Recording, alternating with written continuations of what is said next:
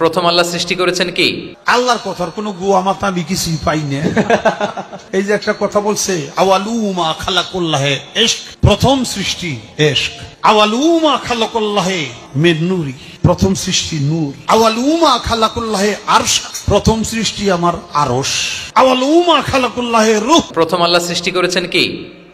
কলম। গোটা বিশ্বের সবাই মিলে যদি তোমার ক্ষতি করতে চায়, ঠিক ততটুকুই করতে পারবে যতটুকু তোমার নসিবে আছে। এর চেয়ে 1 ইঞ্চিও বেশি ক্ষতি করতে পারবে না। রুফিআতিল আকলামু ওয়া জাফফাতিস সুহুফ, কলম উঠিয়ে নেওয়া হয়েছে আর যা লেখা হয়েছিল সব শুকিয়ে গিয়েছে। কারণ প্রথম আল্লাহ সৃষ্টি করেছেন কি? কলম। কলমকে আল্লাহ বলেছেন লিখো। আল্লাহ কি লিখবো? উকতুব মাকাদির আল খালক, মহাবিশ্বের যারা আসবে সবার কি হবে না হবে সব লিখো। তো লিখে ফেলছে, এখন যা হবার তাই হবে। কেউ ভুল করলে আর মাইক্রোফোন যদি পাই যে মাহফিলে, এইবার তো পাইছি ওই বেটারে, ও কাফের, ওর দাদা কাফের, ওর 14 গোষ্ঠী কাফের, ও মারা যাওয়ার পরে যেখানে কবর দিবে ওই কবরের উপর যে ঘাস উঠবে, ওই ঘাস যে গরু খাবে, ওই গরুর দুধ যে খাবে ও কাফের। মানে 14 গোষ্ঠীকে কাফের বানাই দিচ্ছে। যখন রুকুতে যাবে স্ট্রেইট ফরওয়ার্ড রুকু করবে, হাত্তা তাতমা ইন্না রাকিআন। রাসূল সাল্লাল্লাহু আলাইহি ওয়াসাল্লামের রুকুর পিঠটা ছিল একেবারে স্ট্রেইট, এই টেবিলটা যেরকম স্ট্রেইট এরকম স্ট্রেইট। লাউ সাব্বা আলাইহিল মা লাস্তাকার, পানি ভর্তি একটা বোতল যদি রাসূল সাল্লাল্লাহু আলাইহি ওয়াসাল্লামের রুকু দেয়া পিঠের উপর রাখতো, পানিটাও পড়তো না, বোতলটাও পড়তো না। সম্মানিত সুধী মণ্ডলী, প্রথমেই আমি জানতে চাচ্ছি যে আপনারা সবাই কেমন আছেন? আলহামদুলিল্লাহ, আমিও খুব ভালো আছি আলহামদুলিল্লাহ, সুম্মা আলহামদুলিল্লাহ। এই প্রতিষ্ঠানে আসলে, আইআইইউসিতে আসলে মনে হয় যে নিজের প্রতিষ্ঠানেই এসেছি। কেননা আমি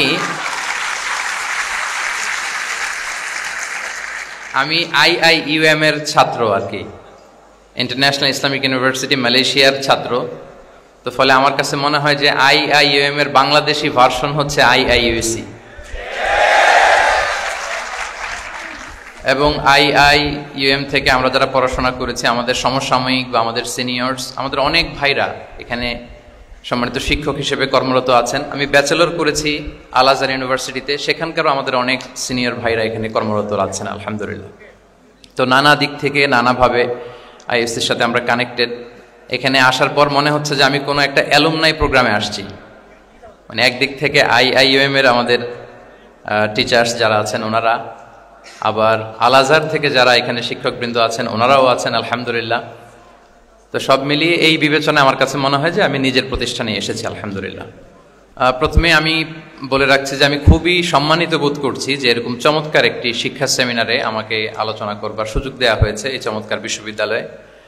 আমার সামনে অনেক বিদগ্ধ স্কলার্স, রিসার্চার, বিদগ্ধ আলেমে দ্বীন, ওনাদেরকে আমি দেখতে পাচ্ছি। ওনারা যদি আজকের সেমিনারে আলোচনা করতেন, আমি নিচে বসে শুনতে পারলে আমি অনেক কিছু শিখতে পারতাম, সেটাই বেশি সুন্দর দেখাতো আর কি। কিন্তু সম্মানিত উস্তাজদের নির্দেশক্রমে, অনুমতিক্রমে আমি আজকের এই সেমিনারের টপিকের উপর কিছু কথা উপস্থাপন করবার চেষ্টা করব ইনশাআল্লাহ বিইذনিল্লাহ। সম্মানিত শুধু আপনারা টপিকটা নিশ্চয়ই স্টেজের ব্যাকড্রপে দেখতে পাচ্ছেন যে সেখানে খুব বড় ফন্টে লেখা আছে discourse on prophetic teaching methodology, অর্থাৎ আল্লাহ রাসূল সাল্লাল্লাহু আলাইহি ওয়া আলিহি ওয়াসাল্লামের শিক্ষা পদ্ধতি বা পাঠদান পদ্ধতি কেমন ছিল, তিনি কিভাবে শিখাতেন। আমরা জানি যে আল্লাহ রাসূল সাল্লাল্লাহু আলাইহি ওয়াসাল্লাম একজন শিক্ষক ছিলেন, অসাধারণ অনন্য একজন মার্ভেলাস শিক্ষক ছিলেন। শুধু শিক্ষকই ছিলেন না, বরং তিনি শিক্ষকদেরও শিক্ষক ছিলেন। এবং তিনি নিজ হাতে এমন কিছু শিক্ষার্থী তিনি তৈরি করেছিলেন, গড়ে তুলেছিলেন, যারা এই পৃথিবীর ইতিহাসে শ্রেষ্ঠ প্রজন্ম হিসেবে স্বীকৃত। খয়রুল কুরুন, the best generation ever on earth, এই পৃথিবীর শ্রেষ্ঠতম প্রজন্ম হিসেবে তারা স্বীকৃত হয়েছেন। এবং তিনি তার শিক্ষা পদ্ধতির মধ্য দিয়ে গোটা বিশ্বকে সততা শিখিয়েছেন, সভ্যতা শিখিয়েছেন, মানবিকতা শিখিয়েছেন, স্পিরিচুয়ালিটি শিখিয়েছেন, আধ্যাত্মিকতা। তিনি আমাদেরকে শিখিয়েছেন পরিমিতিবোধ, তিনি আমাদেরকে শিখিয়েছেন জীবনবোধ, আমাদের স্রষ্টার সাথে তিনি আমাদেরকে পরিচিত করেছেন এবং সফলতার সহজ এবং সরল পথ তিনি আমাদেরকে বাতলে দিয়েছেন। তো আজকের এই ডিসকোর্সে বেসিকলি আমরা ওনার লাইফ স্কেলের একটা দিক নিয়ে ফোকাস করব, অর্থাৎ ওনার পাঠদান পদ্ধতি, কিভাবে তিনি সাহাবাদের সাথে ইন্টারেক্ট করতেন, তাদেরকে শিখাতেন, পাঠ দিতেন, শুধুমাত্র কেবলমাত্র এই বিষয়টাতে আমরা ফোকাস করবার চেষ্টা করবো ইনশাআল্লাহ। আমি আমার আলোচনার শুরুতে সূরাতুল বাকারার একটি আয়াত তেলাওয়াত করেছি, 129 নম্বর আয়াত। এই আয়াতটি বেসিকলি আল্লাহ রাসূল সাল্লাল্লাহু আলাইহি ওয়া আলিহি ওয়াসাল্লামের জন্য সাইয়েদনা ইব্রাহিম আলাইহিস সালাম দোয়া করেছিলেন মক্কার ধুধুমরু প্রান্তরে। এখনকার মক্কার মতো না, তখন জনমানব শূন্য মক্কা ছিল, ধুধুমরু প্রান্তর, চারদিকে কেউ নেই। তো এরকম একটি ব্যারেন ল্যান্ডে সাইয়েদনা ইব্রাহিম আলাইহিস সালাম আল্লাহ তাআলার কাছে একটা দোয়া করেছিলেন। ওই দোয়াটাই আল্লাহ তাআলা সরাসরি কোট করেছেন সূরা বাকারায় 129 নম্বর আয়াতে, এবং সেখানে তিনি বলেছেন, রব্বানা ওয়াবআথ ফীহিম রাসূলাম মিনহুম ইয়াতলু আলাইহিম আয়াতিকা ওয়া ইউআল্লিমুহুমুল কিতাবা ওয়াল হিকমা ওয়া ইউযাক্কিহিম ইন্নাকা আনতাল আজিজুল হাকীম। মানে হে আমাদের রব, এই ভূখণ্ডের মধ্য থেকেই এই জনপদবাসীর জন্য আপনি একজন রাসূল প্রেরণ করুন, যিনি আপনার নিদর্শনসমূহ তাদের সামনে পাঠ করে শোনাবে, যিনি আপনার কিতাব তাদেরকে শিক্ষা দেবে, তাদেরকে পরিশুদ্ধ করবে, তাদেরকে প্রজ্ঞা শিখাবে, পরিশুদ্ধ করবে, এবং নিশ্চয় আপনি পরাক্রমশালী, নিশ্চয় আপনি প্রজ্ঞাময়। এই দোয়াটি ছিল সাইয়েদনা ইব্রাহিম আলাইহিস সালামের, এবং রাসূল সাল্লাল্লাহু আলাইহি ওয়াসাল্লাম আগমনের প্রায় 2500 বছর আগে ইব্রাহিম আলাইহিস সালাম এই দোয়াটি করেছিলেন। 2500 বছর আগে, যখন কেউ ছিল না মক্কায়। মক্কা ওয়াজ এ টোটালি ব্যারন ল্যান্ড, কোনো গাছপালা ছিল না, কিছু ছিল না। সেই দোয়া আল্লাহ তাআলা কবুল করেছিলেন, এবং এই দোয়ায় বেসিক্যালি তিনি আখিরি নবীর জন্য 4টা ফিচার কামনা করেছেন, যে আল্লাহ এই 4টা ফিচার দিয়ে আপনি নবী পাঠাবেন। এর মধ্যে একটা ছিল ওয়া ইউআল্লিমুহুমুল কিতাব, যে এমন নবী যেন হয় তিনি এই জনপদের লোকদেরকে কিতাব শিখাবে। কি শিখাবে? কিতাব। ওয়া ইউআল্লিমুহুমুল কিতাব, তার মানে রাসূল সাল্লাল্লাহু আলাইহি ওয়াসাল্লাম তিনি যে শিক্ষক হয়ে আসবেন, তিনি যে আল্লাহর কিতাব পৃথিবীবাসীকে শোনাবেন, তেলাওয়াত করে শোনাবেন, শেখাবেন, এই দোয়া রাসূল সাল্লাল্লাহু আলাইহি ওয়াসাল্লাম আগমনের 2500 বছর আগে সাইয়েদনা ইব্রাহিম আলাইহিস সালাম করেছিলেন। এবং রাসূল সাল্লাল্লাহু আলাইহি ওয়াসাল্লাম নিজেও বিভিন্ন হাদিসে ঘোষণা করেছেন যে আমি শিক্ষক হিসেবে প্রেরিত হয়েছি। ওয়া ইন্নামা বুইসতু মুআল্লিমান, আমি এই পৃথিবীতে শিক্ষক হিসেবে এসেছি। রাসূল সাল্লাল্লাহু আলাইহি ওয়াসাল্লাম দুইটা গ্রুপ দেখলেন মসজিদে, এক গ্রুপ তারা জিকির আজকার করে, আরেক গ্রুপ তারা রিসার্চ করে, গবেষণা করে। রাসূল সাল্লাল্লাহু আলাইহি ওয়াসাল্লাম বললেন দুই দলই ভালো কাজ করতেছে, কিন্তু রাসূল সাল্লাল্লাহু আলাইহি ওয়াসাল্লাম যারা গবেষণা করতেছে, পড়াশোনা করতেছে, ফিকহ নিয়ে আলোচনা করতেছে, তাদের সাথে যেয়ে বসে গেলেন। আর তিনি বললেন ওয়া ইন্নামা বুইসতু মুআল্লিমান, আমি এই গ্রুপকে প্রায়োরিটি দিয়েছি কারণ আমি নিজেই শিক্ষক হিসেবে প্রেরিত হয়েছি। তারা অজ্ঞদেরকে শিক্ষা দিচ্ছে, জাহেলদেরকে, যারা কিছু জানে না, জ্ঞানের ছোঁয়া যাদের মধ্যে লাগেনি, এই গ্রুপ তাদেরকে এনলাইটেন করছে, আলোকিত করছে, ফলে আমি তাদেরকে প্রায়োরিটি দিলাম, তাদের সাথে বসে গেলাম। ওয়া ইন্নামা বুইসতু মুআল্লিমান, কারণ আমি পৃথিবীতে শিক্ষক হিসেবে প্রেরিত হয়েছি। তাহলে ইব্রাহিম আলাইহিস সালামের দোয়ার ফসল তিনি, হি কেম এজ এ টিচার, কারণ ইব্রাহিম আলাইহিস সালাম দোয়া করেছিলেন আল্লাহ এমন নবী পাঠাবেন যিনি ইউআল্লিমুহুমুল কিতাব, এই জনপদের লোকদেরকে কিতাব শিখাবে। এবং রাসূল সাল্লাল্লাহু আলাইহি ওয়াসাল্লাম নিজেও বলেছেন আমি শিক্ষক হিসেবে প্রেরিত হয়েছি।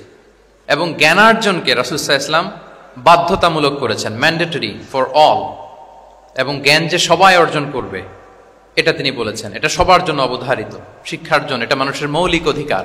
তিনি বলেছেন তলাবুল ইলমি ফারিদাতুন আলা কুল্লি মুসলিম, পৃথিবীর প্রতিটি মুসলমানের জন্য জ্ঞান অর্জন এটা ফারিদা, আবশ্যক, ম্যান্ডেটরি, এটা অপশনাল না, এটা কম্পালসারি।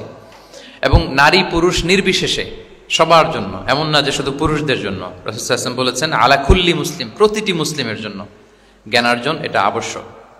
আলহামদুলিল্লাহ আমাদের অনেক বোনেরাও আজকের হল রুমে এসছে, এবং রাসূল সাল্লাল্লাহু আলাইহি ওয়াসাল্লাম একটা স্পেশাল ডে নির্ধারণ করেছিলেন, special day for teaching women, মদিনার নারীদেরকে পাঠদানের জন্য, শেখানোর জন্য তিনি একটা স্পেশাল ডে নির্ধারণ করেছিলেন, এবং নারীদের আগ্রহের কারণেই তিনি সেটা করেছিলেন।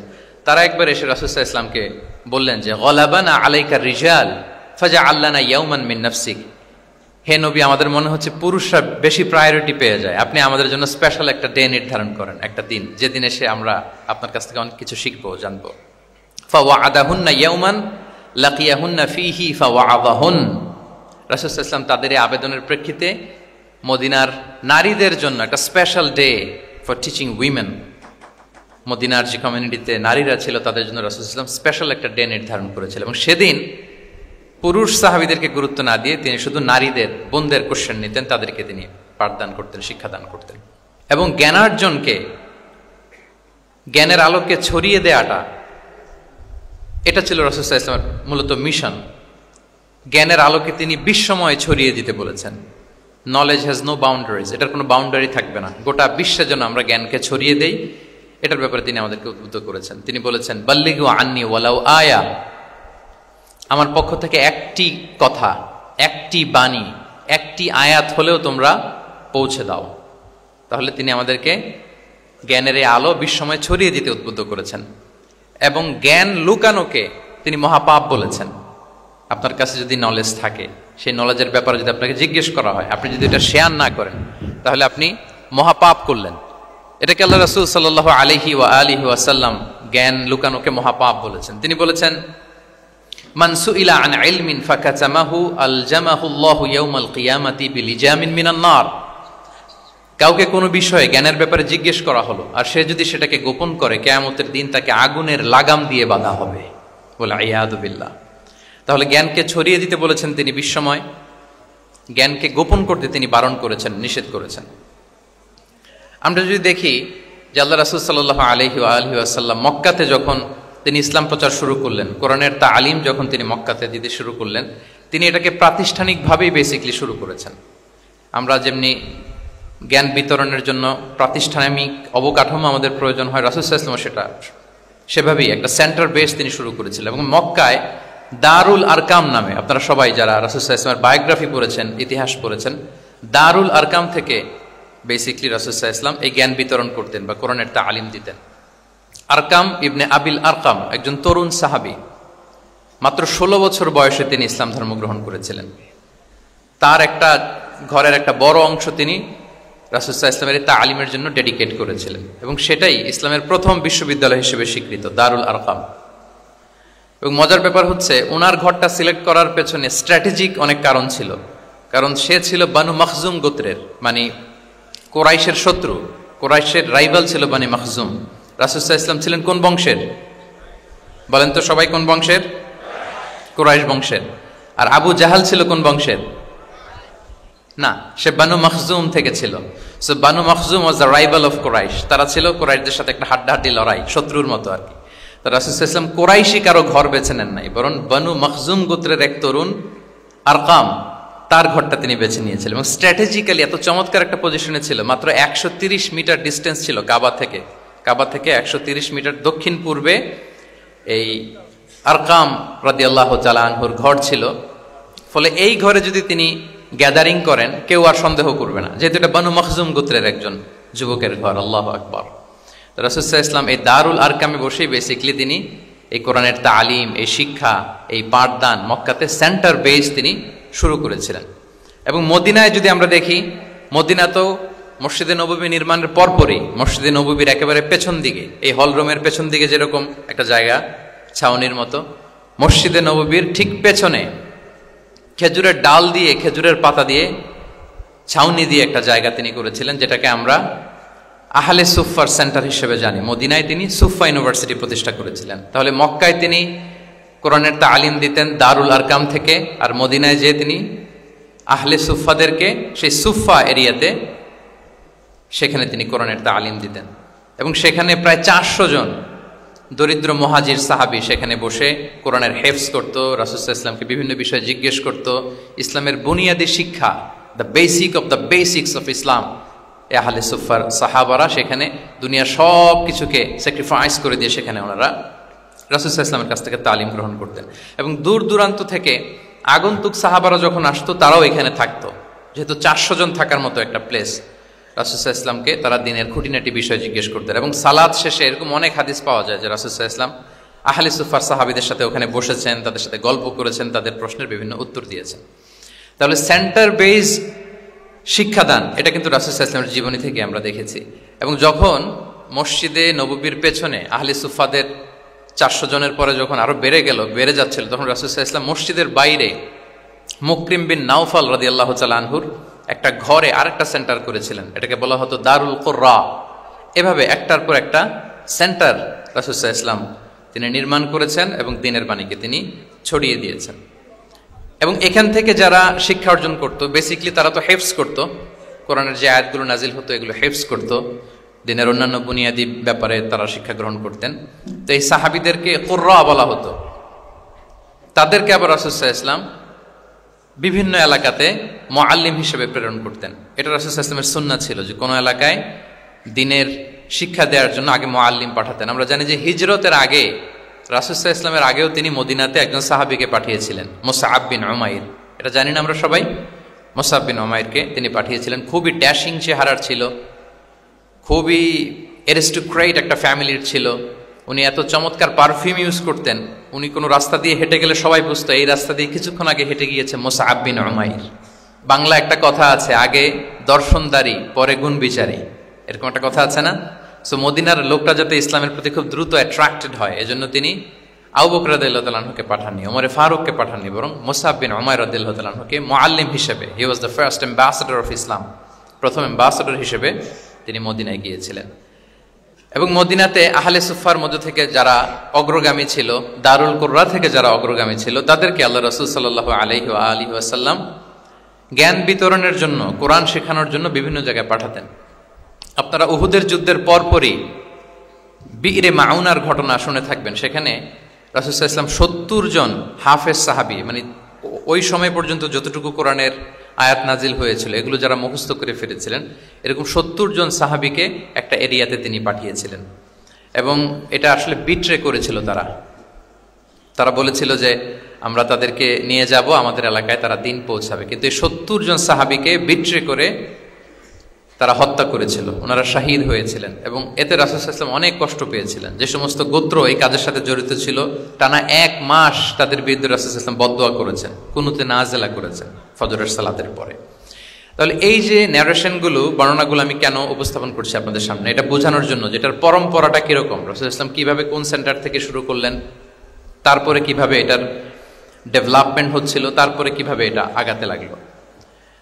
তাহলে রাসূল সাল্লাল্লাহু আলাইহি ওয়াসাল্লাম বিভিন্ন জায়গায় যে মুআল্লিম পাঠাতেন, এটা রেফারেন্সও আমরা পেলাম যে তিনি তো এখানে শেখাচ্ছেন, যখন অনেক বেড়ে গেল, চাহিদা বাইরে অনেক বেশি, তিনি এখান থেকে ছাত্রদেরকে, সাহাবাদেরকে বিভিন্ন জায়গায় মুআল্লিম হিসেবে প্রেরণ করতেন।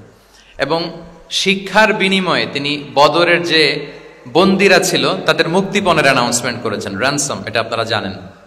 আমি একটু কুইজ নিয়ে নেই আপনাদের। বলেন, বদরে মুসলমানদের পক্ষ থেকে শহীদ হয়েছিল কয়জন? কতজন?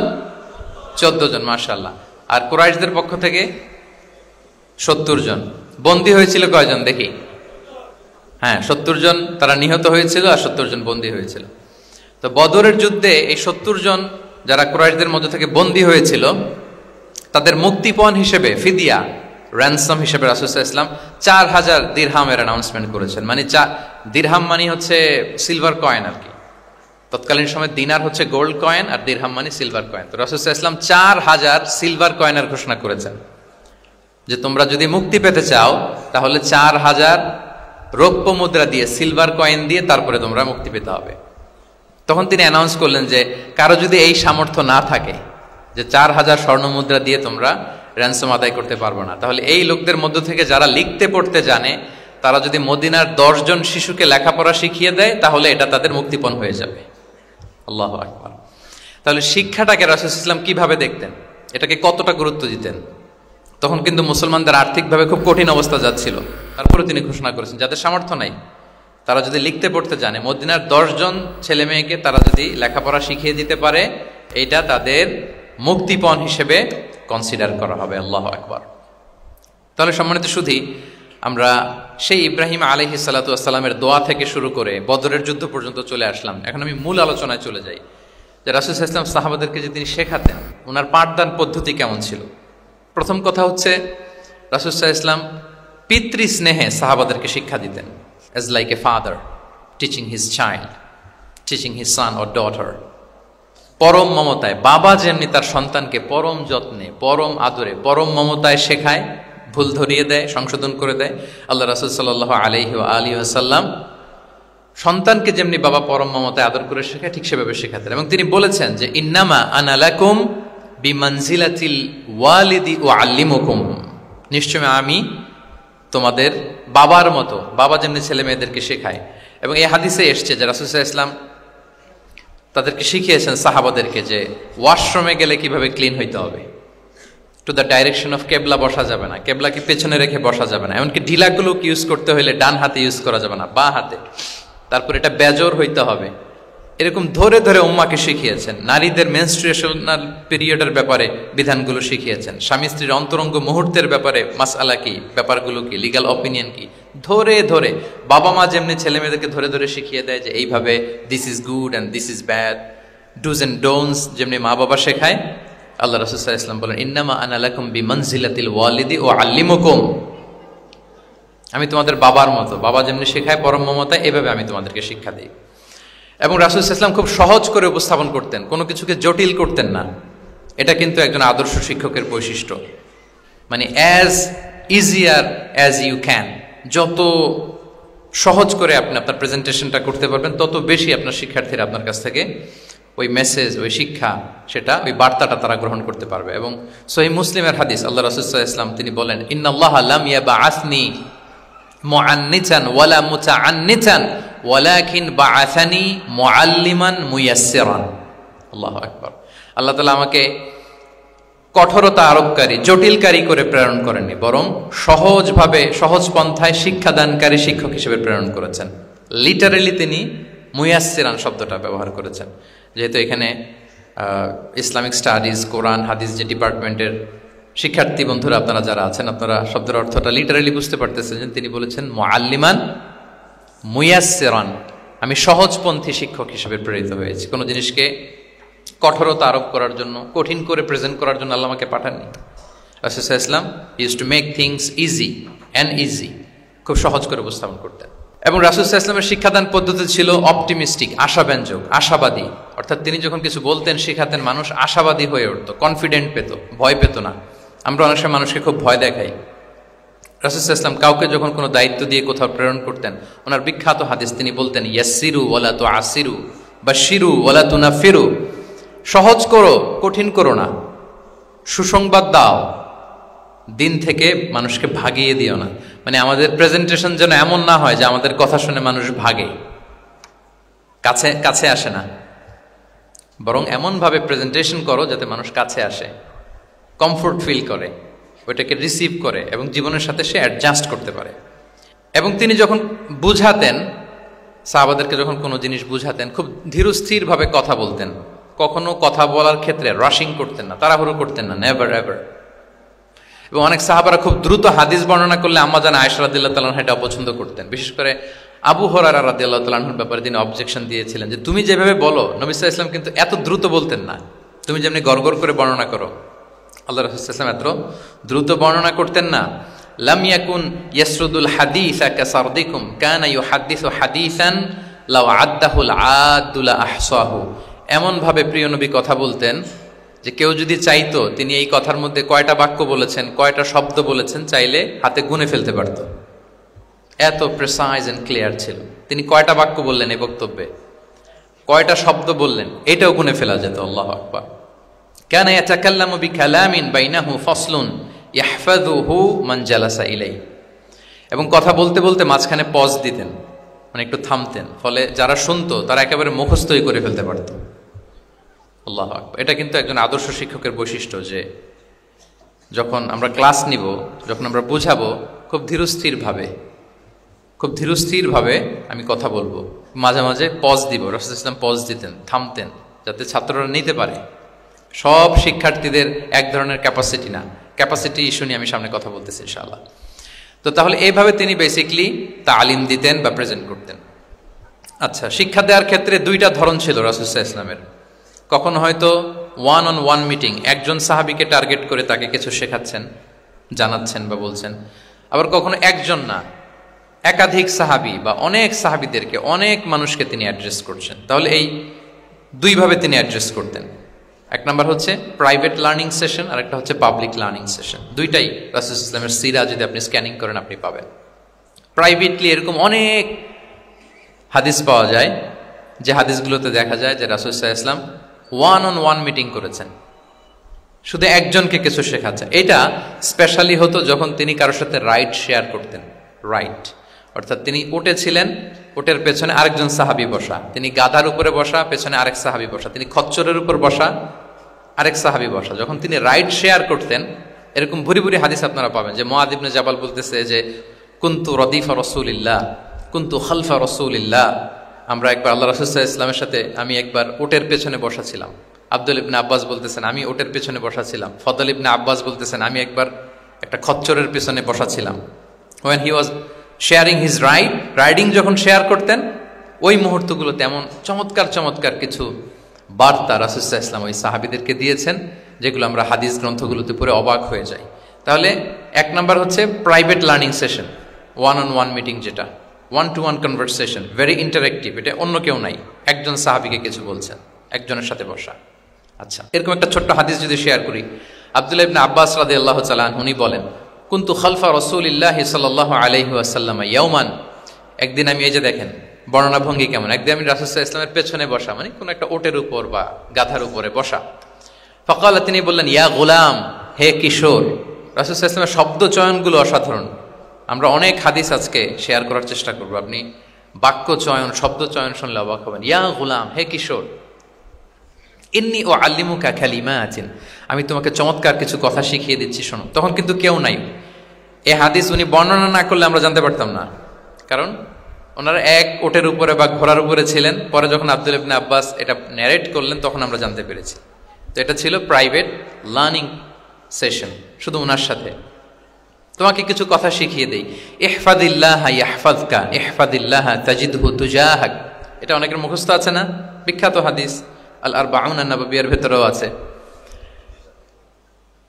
তুমি আল্লাহর বিধানগুলোকে সংরক্ষণ করো, রক্ষণাবেক্ষণ করো, টেক কেয়ার করো, আল্লাহ তোমার টেক কেয়ার করবেন। তুমি আল্লাহর বিধান টেক কেয়ার করো, আল্লাহ তোমার পাশে থাকবেন। ইদা সাআলতা ফাসআলিল্লাহ, হে আব্দুল্লাহ, যখন চাইবে আল্লাহর কাছে চাইবে, যখন ফরিয়াদের হাত তুলবে কেবলমাত্র আল্লাহর কাছেই তুলবে।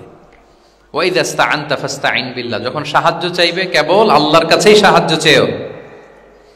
ওয়া'লাম আন্নাল উম্মাতা লাউ ইজতামাআত আলা আন ইয়ানফাউকা বিশাইইন লাম ইয়ানফাউকা ইল্লা বিশাইইন ক্বাদ কাতাবাহু আল্লাহু লাক, গোটা বিশ্বের সবাই মিলে যদি তোমার কোনো উপকার করতে চায় তাহলে ততটুকুই করতে পারবে যতটুকু আল্লাহ তোমার ভাগ্যে রেখেছে।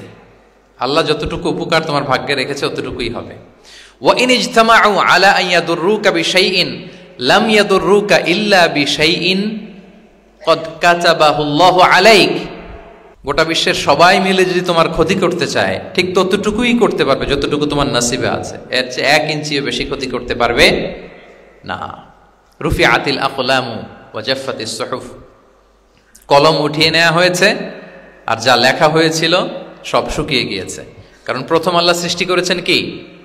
কলম। কলমকে আল্লাহ বলেছেন লিখো। আল্লাহ কি লিখবো? উকতুব মাকাদির আল খালক, মহাবিশ্বের যারা আসবে সবার কি হবে না হবে সব লিখো। তো লিখে ফেলছে, এখন যা হবার তাই হবে। তাহলে দেখেন, আকীদা সংক্রান্ত, ইসলামের বুনিয়াদী বিশ্বাস সংক্রান্ত চমৎকার কিছু লার্নিং, কিছু লেসন আল্লাহ রাসূল সাল্লাল্লাহু আলাইহি ওয়াসাল্লাম আব্দুল্লাহ ইবনে আব্বাসকে দিয়েছেন, এবং এটা ছিল one on one meeting, private learning session. আর কেউ ছিল না তখন। আব্দুল্লাহ ইবনে আব্বাস এটা শুনেছেন এবং আমাদের কাছে বর্ণনা করেছেন। আচ্ছা, এটা গেল একটা। আরেকটা কি বলেছিলাম? একটা তো প্রাইভেট লার্নিং সেশন, আরেকটা পাবলিক। বলেন আমার সাথে, মেক এ নয়েজ। আরেকটা কি? Public learning session. ওইটা একা একা না, হয়তো অনেক সাহাবী একসাথে আছে, তাদেরকে কিছু বলছেন বা শেখাচ্ছেন, অথবা হিউজ কংগ্রেগেশন, অনেক বড় গ্যাদারিং। লেটস সে মসজিদে নববীতে তিনি যে খুতবাগুলো দিয়েছেন, প্রায় 10 বছর তো তিনি খতিব ছিলেন, এই যতগুলো খুতবা দিয়েছেন এটা অফকোর্স কি পাবলিক লার্নিং সেশন। বিভিন্ন প্রেক্ষাপটে জনপরিসরে দেয়া রাসূল সাল্লাল্লাহু আলাইহি ওয়াসাল্লামের যে শিক্ষামূলক বক্তব্যগুলো, এগুলো পাবলিক লার্নিং সেশন। বিদায় হজের ভাষণ বিশাল এক কংগ্রেগেশনের সামনে তিনি অ্যাড্রেস করেছিলেন, ওইটা কি ছিল? Public learning session. তাহলে সেখানের পদ্ধতিটা বেসিকলি 2 ধরনের। একটা ছিল, বলেন আমার সাথে, একটা ছিল প্রাইভেট লার্নিং সেশন আর একটা পাবলিক লার্নিং সেশন। আচ্ছা, এই তো, লেটস মুভ অন।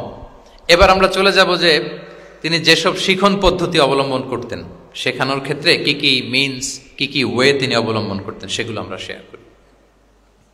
অনেকগুলো মিনস তিনি ইউজ করতেন, অনেকভাবে তিনি পাঠদান করতেন, সাহাবাদেরকে শিক্ষা দিতেন। এর মধ্যে অন্যতম একটা মাধ্যম হচ্ছে তিনি সাহাবাদেরকে কোশ্চেন করতেন। কোশ্চেন করে সঠিক উত্তর পেলে তিনি উৎসাহ দিতেন খুব। মনে রাখতে হবে, রাসূল সাল্লাল্লাহু আলাইহি ওয়াসাল্লামের শিক্ষাটা বেসিকলি ছিল Q&A বেসড। সামনে আমরা ইন ডেপথ যখন আরো ঢুকবো, basically oral based, oral session ছিল, মুখে মুখে। কারণ আমাদের মতো তো এত কাগজ কলম ছিল না। এখন যেমনি আপনাদেরকে হোমওয়ার্ক দেয়, অ্যাসাইনমেন্ট দেয়, এগুলো ছিল নাকি তখন? রাসূল সাল্লাল্লাহু আলাইহি ওয়াসাল্লামের সময় অ্যাসাইনমেন্ট দেওয়ার রীতি ছিল বলেন? আপনাদের অ্যাসাইনমেন্ট দেয় স্যাররা? হ্যাঁ, সবাইকে দেয়? ভাল লাগে অ্যাসাইনমেন্ট করতে? ভাল লাগে না? আচ্ছা, ভাল লাগে কার কার দেখি হাত তোলেন। সর্বনাশ, মাত্র ৩-৪ জন হাত তুলে বলতেছে যে ভাল লাগে এদের। যে ভাল লাগে না কার কার দেখি। ইয়া আল্লাহ, আল্লাহ তাআলা হেদায়েত দান করুক আমাদেরকে। আচ্ছা, এবার 2 বারের 1 বারও যারা হাত তোলেন নাই তারা হাত তোলেন। একদল আছে খুব চালাক, ভাবে যে কোন দলে কখন হাত তুলে আবার কোন বিপদে পড়ি। তো এই যে এখন স্যাররা হোমওয়ার্ক দেন, কাজ দেন, অ্যাসাইনমেন্ট দেন, এটা তো ওই সময় ছিল না। ফলে এটা রাসূল সাল্লাল্লাহু আলাইহি ওয়াসাল্লামের পাঠদান পদ্ধতিটা বেসিকলি ছিল Q&A বেসড, প্রশ্নোত্তর পর্ব। সাহাবারা জিজ্ঞেস করতেন, না জানলে রাসূল সাল্লাল্লাহু আলাইহি ওয়াসাল্লাম আবার জিজ্ঞেস করতেন, দেখি ওরা জানে কিনা।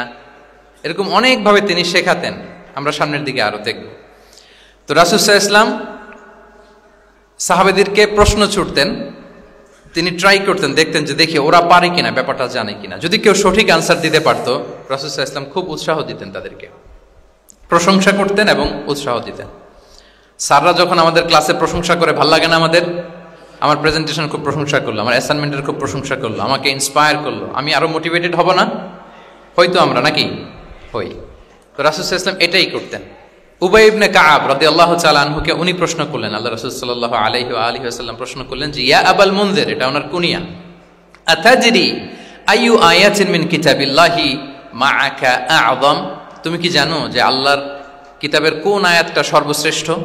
সর্বশ্রেষ্ঠ আয়াত কোনটা তুমি জানো? তখন উবাই ইবনে কাআব রাদিয়াল্লাহু তাআলা আনহু বললেন যে, আল্লাহু লা ইলাহা ইল্লা হুয়াল হাইয়ুল কাইয়্যুম, মানে আয়াতুল কুরসি। এটা কোন আয়াত?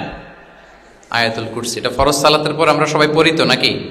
হ্যাঁ, মান ক্বারাআ আয়াতাল কুরসি দুবুরা কুল্লি সালাতিন মাকতুবাতিন লাম ইয়ামনাহু মিন দুখুলিল জান্নাতি ইল্লাল মাউত। ফরজ সালাতের পরে যারা আয়াতুল কুরসি পড়ে, তার জান্নাতে প্রবেশে কোনো বাধা থাকে না, একটা জিনিস ছাড়া, মানে মৃত্যু, মরণ। লোকটা মরে না, তাই জান্নাতে যায় না। মরলেই জান্নাতি। তো হে উবাই, হে ইয়া আবাল মুনজির, তুমি কি জানো কোরআনের সর্বশ্রেষ্ঠ আয়াত কোনটা? তিনি বললেন যে আয়াতুল কুরসি। এটা শুনে রাসূল সাল্লাল্লাহু আলাইহি ওয়াসাল্লাম খুব খুশি হলেন। খুশি হয়ে কি করলেন? ফাদারাবা ফি সদরি, তিনি বললেন যে তিনি আমার বুকে একটা আলতো চাপড় দিলেন। এটা ভালোবাসার আলতো চাপড়, এরকম উৎসাহ দেওয়ার জন্য, যে শাবাশ। আমরা মাঝে পিঠে কাউকে আলতো চাপড় দিয়ে কি বলি? ব্রেভো, শাবাশ, মাশাআল্লাহ, এগুলো বলি না? তো রাসূল সাল্লাল্লাহু আলাইহি ওয়াসাল্লাম বুকে আলতো চাপড় দিয়ে বললেন, ওয়াল্লাহি লিয়াহনিকাল ইলমু আবাল মুনজির, তোমার ইলম, তোমার জ্ঞান কল্যাণময় হোক হে আবাল মুনজির, মোবারক হোক তোমার জন্য তোমার ইলম। May knowledge be pleasant for you, তোমার জ্ঞানটা বরকতময় হোক, কল্যাণময় হোক। তাহলে তিনি যখন সঠিক উত্তর দিতে পারলেন, রাসূল ইসলাম খুশি হয়ে বুকে আলতো চাপড় দিয়ে তার প্রশংসা করলেন, তার জন্য দোয়া করলেন। রাসূল ইসলাম এভাবে উৎসাহ দিতেন। এতে করে কি হয়? শিক্ষার্থীদের কনফিডেন্ট বাড়ে। কি হয়? যে স্যার যখন আমাকে এত কিছু বলতেছে, তাহলে নিশ্চয়ই আমি কিছু একটা ভালো কিছু করছি, আমাকে দিয়ে কিছু একটা হবে। আমাকে দিয়ে, আমরা অনেক সময় ভুল করে বলে ফেলি যে তোকে দিয়ে কিছুই হবে না, বলে ফেলি না? এতে হয় কি? কনফিডেন্ট কমে যায়। মা বাবারাও এটা করে যে তুই কিছুই পারবি না, তোকে দিয়ে কিছুই হবে না। বাংলাদেশে একটা বিখ্যাত কথা আছে, ওই যে ছেলে মেয়ে A+ না পেলে পাশের বাড়ির কেউ পেলে বলে যে ওর পা ধোয়া পানি খা। কি বলে? তুই A+ পাইলি না, ওই দেখ ওই বাড়িতে পেয়ে গেল, ওর কি খা? পা ধোয়া পানি খা। তো আসলে এতে কি হয়? কনফিডেন্স কমে যায় ছেলে মেয়েদের। এটা যেন আমরা না বলি, বরং ওদেরকে ইন্সপায়ার করতে হবে, হ্যাঁ, উৎসাহিত করতে হবে, প্রশংসা করতে হবে। সাহাবীদের ভালো কিছু দেখলে সঠিক উত্তর তারা দিতে বলে রাসূল ইসলাম এভাবে প্রশংসা করতেন। আচ্ছা, গেল, এটা একটা পদ্ধতি। আরেকটা হচ্ছে, কোনো গুরুত্বপূর্ণ জিনিসকে এমফেসাইজ করার জন্য রাসূল ইসলাম রেপিটেশন করতেন, তাকরার করতেন। গুরুত্বপূর্ণ জিনিসকে তিনি 3 বার উল্লেখ করতেন, তাকরার করতেন। আত-তাকওয়া হাহুনা, আত-তাকওয়া হাহুনা, আত-তাকওয়া হাহুনা, ওয়া ইউশিরু ইলা সাদরিহি 3 মাররাত। তাকওয়া এখানে, এখানে, এখানে 3 বার বলে, একবার বললেই তো হয়ে যায়, 3 বার কেন বলেন? এটা গুরুত্বপূর্ণ, ভেরি ইম্পর্টেন্ট ইস্যু। গুরুত্ব বোঝানোর জন্য, এমফেসাইজ করতে যে তিনি কোনো জিনিসকে কয়বার বলতেন? 3 বার। বিদায় হজের ভাষণ যখন দিলেন, ভাষণ দেয়া শেষ, এবার বলতেছে আল্লাহুম্মা হাল বাল্লাগতু, আল্লাহুম্মা হাল বাল্লাগতু, আল্লাহুম্মা হাল বাল্লাগতু, আল্লাহুম্মা ফাশহাদ। 3 বার বললেন যে আল্লাহ আমাকে যা পৌঁছাতে বলেছেন, হে মহাসমাবেশ তোমরা বলো আমি কি পৌঁছাতে পেরেছি, আমি কি ঠিকঠাক পৌঁছালাম, আমি কি সব তোমাদেরকে বলেছি, সাক্ষ্য দাও, সাক্ষ্য দাও। সবাই বললো ইয়া রাসূলুল্লাহ, আল্লাহ যেমনটি বলেছেন সব আপনি আমাদের কাছে পৌঁছে দিয়েছেন, কিছু লুকোচুরি করেন নাই, কিছু লুকান নাই। তাহলে 3 বার জানতে চাইলেন, কয়বার? এটা রাসূল সাল্লাল্লাহু আলাইহি ওয়াসাল্লামের একটা গুরুত্বপূর্ণ অভ্যেস ছিল, যে যেটাকে তিনি এমফেসাইজ করতে চাইতেন, যেটা গুরুত্বপূর্ণ কোনো বিষয় এটাকে তিনি রিপিট করতেন বারবার, সাধারণত 3 বার। সাধারণত কয়বার? তাহলে গুরুত্বপূর্ণ জিনিসগুলো আমরা বারবার বলবো যাতে আমাদের শিক্ষার্থীরা সহজে সেটা মুখস্থ করে ফেলতে পারে। আচ্ছা, আবার রাইডিং শেয়ারের আর একটা ঘটনা। মুআদ ইবনে জাবাল রাদিয়াল্লাহু তাআলা আনহু, উনি একবার রাসূল সাল্লাল্লাহু আলাইহি ওয়াসাল্লামের সাথে বাহনের পেছনে ছিলেন, হয়তো উট। কুনতু রিদফান নবী, মুআদ ইবনে জাবাল বলেন আমি রাসূল সাল্লাল্লাহু আলাইহি ওয়াসাল্লামের পেছনে একবার বসা ছিলাম, তো তখন হঠাৎ করে রাসূল সাল্লাল্লাহু আলাইহি ওয়াসাল্লাম আমাকে ডাক দিলেন। রাসূল সাল্লাল্লাহু আলাইহি ওয়াসাল্লাম সামনে, মুআদ ইবনে জাবাল পেছনে, হঠাৎ ডেকে বললেন ইয়া মুআদ ইবনে জাবাল, হে মুআদ ইবনে জাবাল। তো তিনি বললেন খুব বিনয়ের সাথে, কুলতু লাব্বাইকা রাসূলুল্লাহি ওয়া সাআদাইক, মানে হে আল্লাহ রাসূল আমি হাজির, আমি প্রস্তুত, হে আল্লাহ রাসূল আপনি খালি অর্ডার করেন, বান্দা হাজির। আমরা এরকম বলি না মাঝে মাঝে বাংলায়, কি বলি? বান্দা হাজির, মানে আমি আছি আপনার খেদমতে, আপনি বলেন।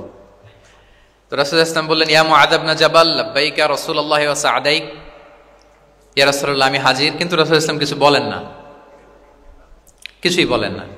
আবার যাচ্ছে উট, যাচ্ছে যাচ্ছে যাচ্ছে, কয়েক মিনিট পরে আবার ডাক দিলেন ইয়া মুআদ ইবনে জাবাল, হে মুআজ। উনি একই কথা, লাব্বাইকা রাসূলুল্লাহ সাআদাইক, হে আল্লাহ রাসূল আমি হাজির, উপস্থিত। আবার ইয়া মুআদ ইবনে জাবাল, হে মুআজ। তিনি একই কথা বললেন লাব্বাইকা রাসূলুল্লাহ, 3 বার বললেন। 3 বার মুআদ ইবনে জাবাল একই উত্তর দিলেন, তার মানে ওনার আগ্রহটা বাড়াচ্ছেন। রাসূল সাল্লাল্লাহু আলাইহি ওয়াসাল্লাম একটা গুরুত্বপূর্ণ কথা বলবেন, এই কথাটা শোনানোর জন্য মুআদ ইবনে জাবালের উনি কি করতেছেন, ভেতর থেকে কথা বুঝতেছেন আমার সবাই, আগ্রহটা আরো বাড়াচ্ছেন, আরো বাড়াচ্ছেন। যখন দেখলেন যে না আগ্রহ একেবারে 100-এ 100, এখন বললে সেটা রিসিভ করতে পারবে, কাজে দিবে, তখন তিনি বললেন যে মুআজ তুমি কি জানো, হাল তাদরি মা হাক্কুল্লাহি আলাল ইবাদ, বান্দার উপর আল্লাহর হক কি জানো?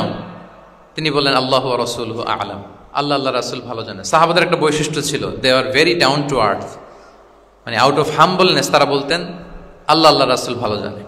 তো তিনি বললেন যে আল্লাহর বান্দার উপর আল্লাহর অধিকার হচ্ছে যে বান্দা কখনো আল্লাহর সাথে শিরক করবে না, এক আল্লাহর ইবাদত করবে। কিছুক্ষণ পর আবার ইয়া মুআদ ইবনে জাবাল, দেখেন কি স্টাইল, মানে রাজকীয় একটা স্টাইল, ইয়া মুআদ ইবনে জাবাল।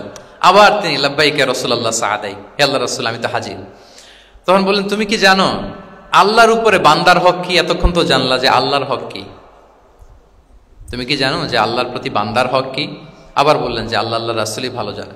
তখন রাসূল সাল্লাল্লাহু আলাইহি ওয়াসাল্লাম বললেন যে আল্লাহর হক যেমনি তুমি জানলে যে বান্দা আল্লাহর সাথে শরীক করবে না, এক আল্লাহর ইবাদত করবে, এটা যদি কোনো বান্দা করে তাহলে ওই বান্দাকে কখনো আল্লাহ শাস্তি দিবেন না, এটা হচ্ছে বান্দার হক।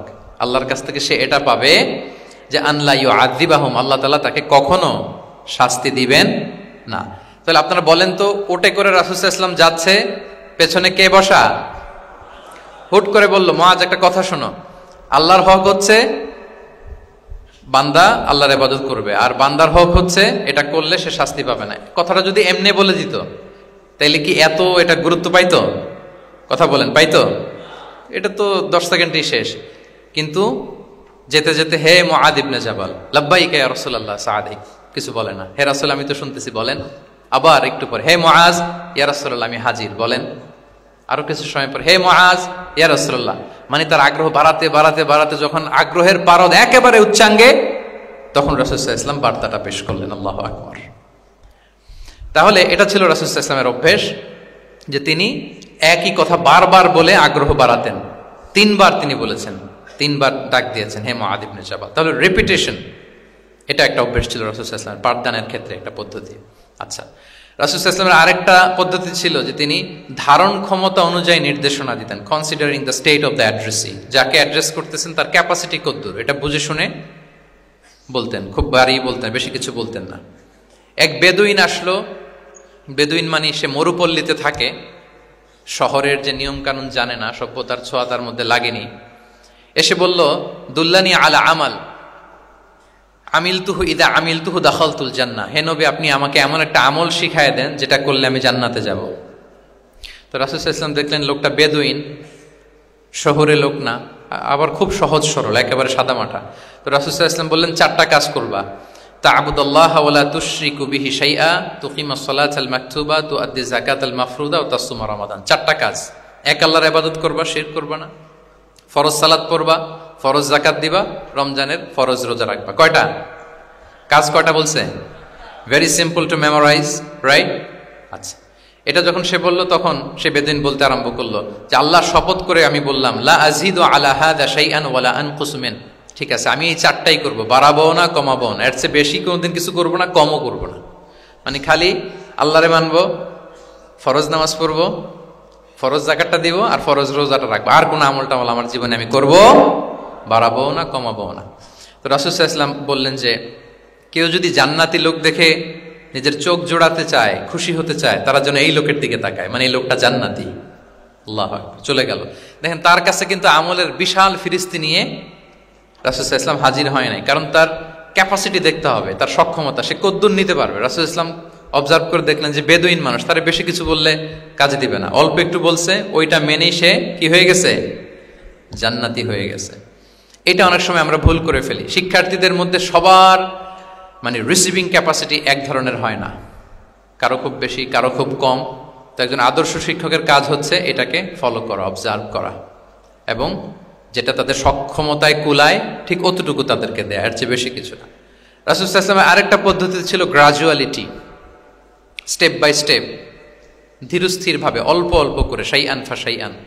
আর তাদাররুজ বিল বাদই বিল আহাম্মি সুম্মাল মুহিম, আগে সবচেয়ে গুরুত্বপূর্ণ, starting with the most important affair first, then the important affair, then the important. সবচেয়ে গুরুত্বপূর্ণটা আগে, এরপরে যেটা কম গুরুত্বপূর্ণ, এরপরে কম গুরুত্বপূর্ণ। তাহলে একটু একটু করে বললে এটা মানুষের ফিতরাতের সাথেও যায়, তার নেচারের সাথেও যায়।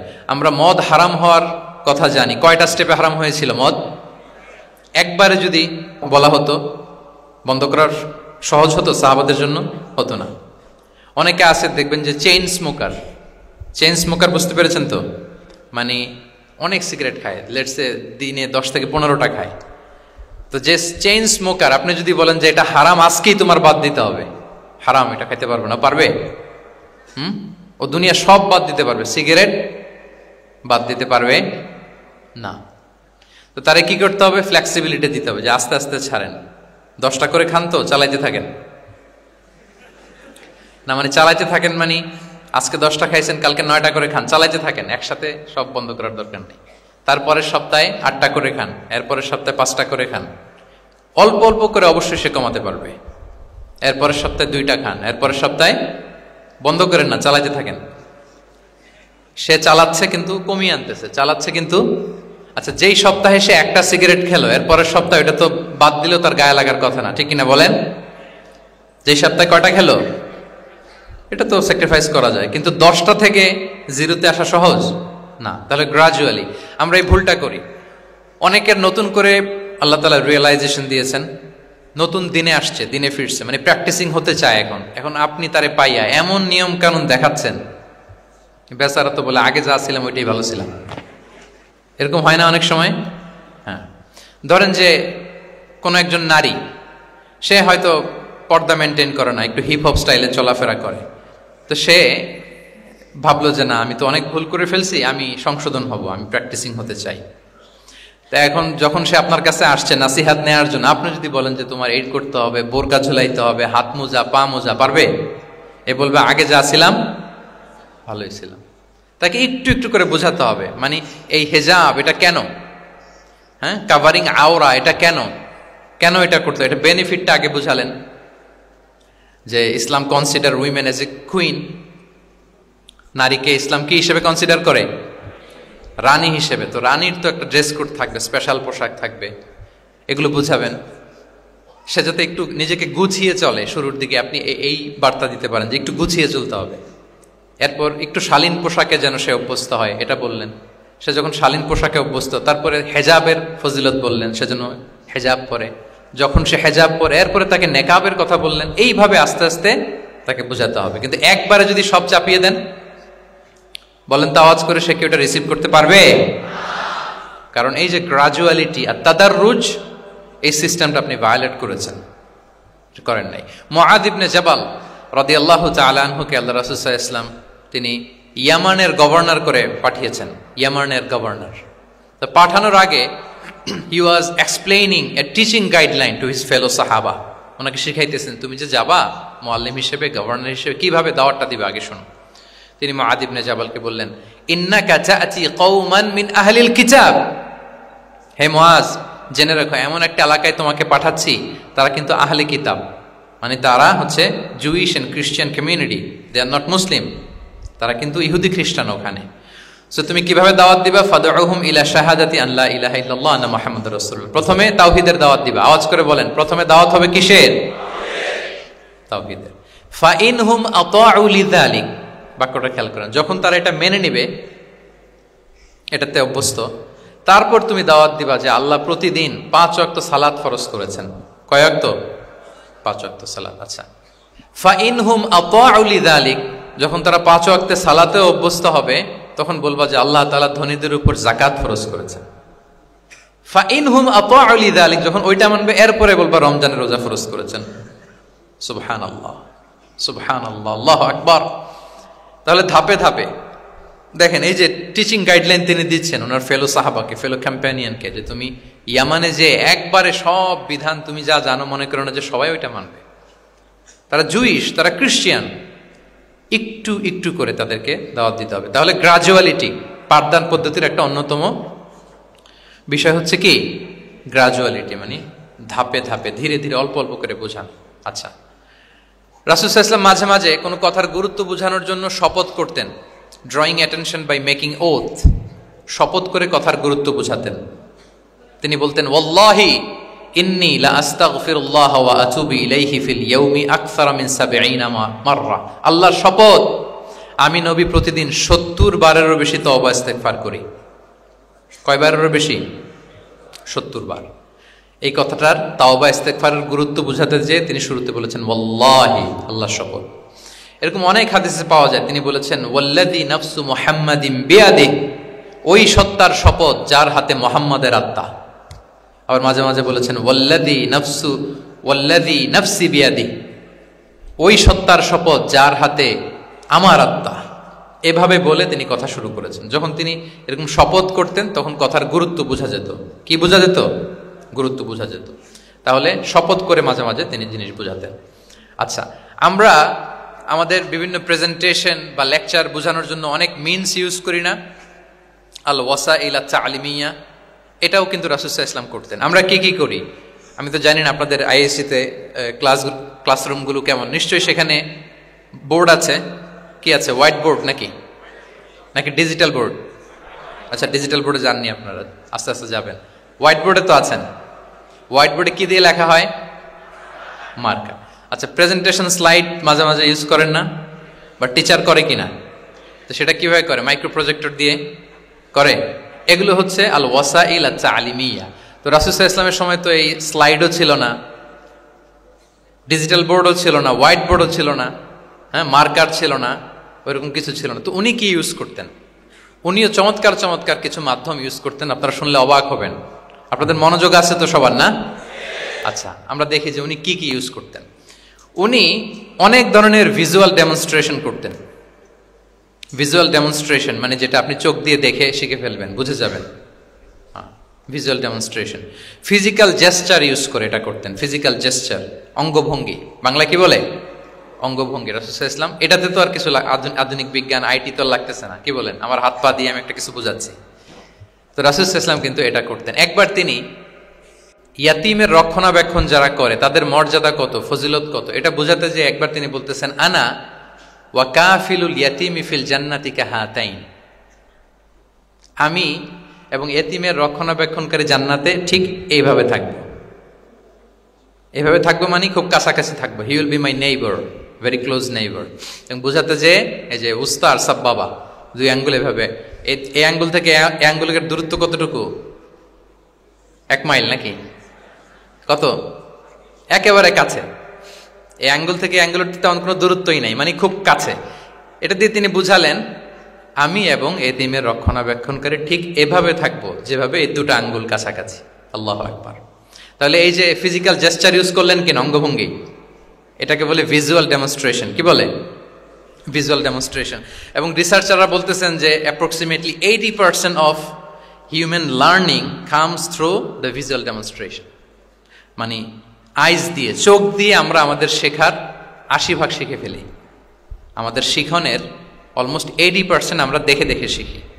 তাহলে রাসূল সাল্লাল্লাহু আলাইহি ওয়াসাল্লাম ভিজুয়াল ডেমনস্ট্রেশন করলেন, আনা ওয়া কাফিলুল ইয়াতীমি ফিল জান্নাতি কাহাতাইন। আচ্ছা, আরো দেখি হাদিসে এরকম আরো পাওয়া যায়। আমরা যে মুমিনরা ভাই ভাই, বিভিন্ন হাদিসে বিভিন্ন টেক্সটে রাসূল সাল্লাল্লাহু আলাইহি ওয়াসাল্লাম বলেছেন। এটা ইসলামের একটা খুব মৌলিক কথা, আমরা সবাই জানি না? আমরা সবাই কি এই অডিটোরিয়ামে আমরা যারা বসে আমরা সবাই কি? আল মুমিনু আখুল মুসলিম, একে অপরের ভাই। আমাদের মধ্যে আবার আরেকটা সমস্যা আছে, আমরা দেখা যায় যে প্রত্যেকে যেই দল করে ওই দলের এরা ভাই ভাই আর কি, এরকম। এই হাদিসের একটা নিজস্ব অর্থ বলয় আমরা করে নিয়েছি যে ভাই ভাই ঠিক আছে, বাট আমি এই দলের, সো আমরা ভাই ভাই। আচ্ছা, ওরা ওই দল, তো ওরা কি নিজেরা নিজেরা আসলে কি এই ভাই ভাই নাকি? না, যারাই কালেমা শাহাদাতে বিশ্বাসী, যারা আমাদের কেবলাকে কেবলা মানে, যারা ঈমান এনেছে, তারা সবাই আমরা কি ভাই ভাই। এই যে আমাদের ভ্রাতৃত্বের বন্ধনটা যে খুব অটুট এবং মজবুত সুদৃঢ়, এটা বোঝানোর জন্য রাসূল ইসলাম একবার বললেন, আল মুমিনু লিল মুমিনি কাল বুনিয়ান। মুমিন যে ভাই ভাই, এই ভ্রাতৃত্বের বন্ধন হচ্ছে সুদৃঢ় প্রাচীরের মতো। ইয়াশুদ্দু বা'দুহু বা'দা, one side strengthening the other. একটা বড় প্রাচীর, যেমন এই বিল্ডিংটা যেমনি এই পাশ ওই পাশটাকে মজবুত করে ধরে রেখেছে, ওই পাশ যেমনি এটাকে মজবুত করে ধরে ঠায় দাঁড়িয়ে আছে বছরের পর বছর, যুগের পর যুগ। রাসূল সাল্লাল্লাহু আলাইহি ওয়াসাল্লাম বললেন, মুমিন যে ভাই ভাই, তাদের সম্পর্কটা এরকম সুদৃঢ়। কতটা সুদৃঢ়? এটা বলতে যে ওয়াশাব্বাকা বাইনা আসওয়াবিহি, তিনি হাতের এই 5 আঙ্গুল, এই 5 আঙ্গুলের ভেতরে ঢুকাই দিলেন। এরকম ধরেন তো একটু সবাই। আচ্ছা, ঢুকিয়ে একটু চাপ দেন, এখন ব্যাপারটা অনেক মজবুত হয়ে গেল না? হ্যাঁ, কেউ চাইলে কি সহজে ছোটাতে পারবে? না। তাহলে এই যে আরেকটা ভিজুয়াল ডেমনস্ট্রেশন পাইছেন, পেয়েছেন? ফিজিক্যাল জেস্টার, অঙ্গভঙ্গি করে তিনি বুঝাইলেন যে আমাদের ভ্রাতৃত্বটা এইরকম মজবুত। মানে ওনার কাছে যা ছিল ওইটা বুঝাতে যে তিনি এই ফিজিক্যাল জেস্টারটা নিয়েছেন, যে মুমিন ভাই ভাই এবং আমাদের ভ্রাতৃত্বের বন্ধনটা ঠিক এরকম মজবুত, লাইক দিস। তাহলে এটাকে বলে ভিজুয়াল ডেমনস্ট্রেশন, যেহেতু এতে করে সাহাবারা সহজে বুঝতো, এটা দিয়ে সহজে বুঝলো। আবার মাঝে মাঝে তিনি ড্রয়িং করেছেন। আমাদের মতো ডিজিটাল সিস্টেমে ড্রয়িং করে না, এখন তো খুব ইজি। তো তিনি কিভাবে ড্রয়িং করেছেন, একবার সাহাবীদেরকে নিয়ে তিনি মরুভূমির মাঝখানে খেজুরের ডাল নিয়ে একটা স্ট্রেট লাইন, সরল রেখা আঁকলেন। খাত্তা লানা রাসূলুল্লাহ সাল্লাল্লাহু আলাইহি ওয়াসাল্লাম খাত্তান। আল্লাহ রাসূল সাল্লাল্লাহু আলাইহি ওয়াসাল্লাম মরুভূমিতে খেজুরের ডাল দিয়ে টেনে একটা স্ট্রেট লাইন, মানে সরল রেখা আঁকলেন। একে বললেন হাযা সাবিলুল্লাহ, এটা হচ্ছে আল্লাহর রাস্তা, মানে সিরাতুম মুস্তাকিম। এরপরে এই স্ট্রেট লাইন, সরল রেখার ডানে বায়ে ছোট ছোট অনেকগুলো দাগ কাটলেন খেজুরের ডাল দিয়ে, আর বললেন হাদিহি সুবুলুশ শাইতান, এগুলো হচ্ছে শয়তানের রাস্তা। ফি কুল্লি সাবিলিন শাইতান, এই প্রত্যেকটা রাস্তায় একটা করে শয়তান থাকে, সে তার শয়তানি কাজের হাতছানি তোমাদের দেয়। তাহলে খেজুরের ডাল দিয়ে একটা স্ট্রেট লাইন সরল রেখা করে বললেন এটা সিরাতুম মুস্তাকিম, আর ডানে বায়ে ছোট ছোট দাগ কেটে বললেন এগুলো হচ্ছে সাবিলুশ শয়তান। ওই পথে, শয়তানের হাতছানি দেয়া পথে কভু যাওয়া যাবে, বরং সিরাতুল মুস্তাকিমে থাকা লাগবে। তাহলে এই যে ভিজুয়াল ডেমনস্ট্রেশন ব্যাপারটা ক্লিয়ার হয়েছে না? কাফিলুল ইয়াতীমি কাহাতাইন শাব্বাকা বাইনা আসাবিহি খাত্তা লানা রাসূল সাল্লাল্লাহু আলাইহি ওয়াসাল্লাম খাত্তা। তাহলে এভাবে ওনার সাধ্যের নাগালে যা যা ছিল সাহাবাদেরকে আরো বোঝাতে ভালো করে, হ্যাঁ, to clarify the issue, to visualise the matter, রাসূল সাল্লাল্লাহু আলাইহি ওয়াসাল্লাম এগুলোর ব্যবহার করেছেন। আচ্ছা, এরপর মাঝে মাঝে সাহাবীদের মস্তিষ্কের যাতে ব্যায়াম হয়, শিক্ষার্থীর কল্পনার জগতে কোনো কিছু চিত্রায়িত করা, এতে করে মস্তিষ্কের ব্যায়াম হয় আর কি, to enhance the power of imagination, আপনার ইমাজিনারি পাওয়ারকে ডেভেলপ করবার জন্য। রাসূল ইসলাম হাদিসে এরকম অনেক কথা বলেছেন যে তোমরা একটু ভাবো তো, এরকম হইলে কেমন হয়, এমন হইলে কেমন হয়, তেমন হইলে কেমন হবে। এই কথাগুলো যখন বলতেন সাহাবারা ভাবনার জগতে হারিয়ে যেত, ভাবতেন, কল্পনার রাজ্যে হারিয়ে যেতেন, ওনাদের মস্তিষ্কের ব্যায়াম হতো, তাদের যে ইমাজিনেশনের যে পাওয়ার এটা ডেভেলপ করতো, এমনটা পাওয়া যায়। রাসূল ইসলাম একবার বললেন আরাআইতুম লাউ আন্না নাহরান বিবাবি আহাদিকুম ইয়াগতাসিলু মিনহু কুল্লা ইয়াউমিন 5 মাররাতিন হাল ইয়াবকা মিন দারানিহি শাই। আচ্ছা বলো তো, তোমরা একটু ভাবো তো, কল্পনার রাজ্যে হারিয়ে যাও, ভেবে দেখো তো, ধরো যে তোমার বাড়ির সামনে একটা ঝর্ণাধারা আছে বা একটা চমৎকার লেক আছে যেখানে স্বচ্ছ স্ফটিক পানি, তুমি যদি প্রতিদিন ওই ঝর্ণায় যে বা ওই লেকে নেমে 5 বার গোসল করো, তোমার গায়ে কোনো ময়লা থাকবে? আর সাহাবারা কল্পনা করে বলে না, মনে মনে ভাবতেছে যে গোসল করতেছে, 5 বার গোসল করার পরে আর আমার গায়ে দুর্গন্ধ, ঘামের গন্ধ থাকবে কি করে? রাসূলুল্লাহ সাল্লাল্লাহু আলাইহি ওয়াসাল্লাম তখন বলেন, ফাকাযালিকা মাসালুস সালাওয়াতিল খামস, এটা হচ্ছে 5 ওয়াক্ত সালাতের দৃষ্টান্তের মতো।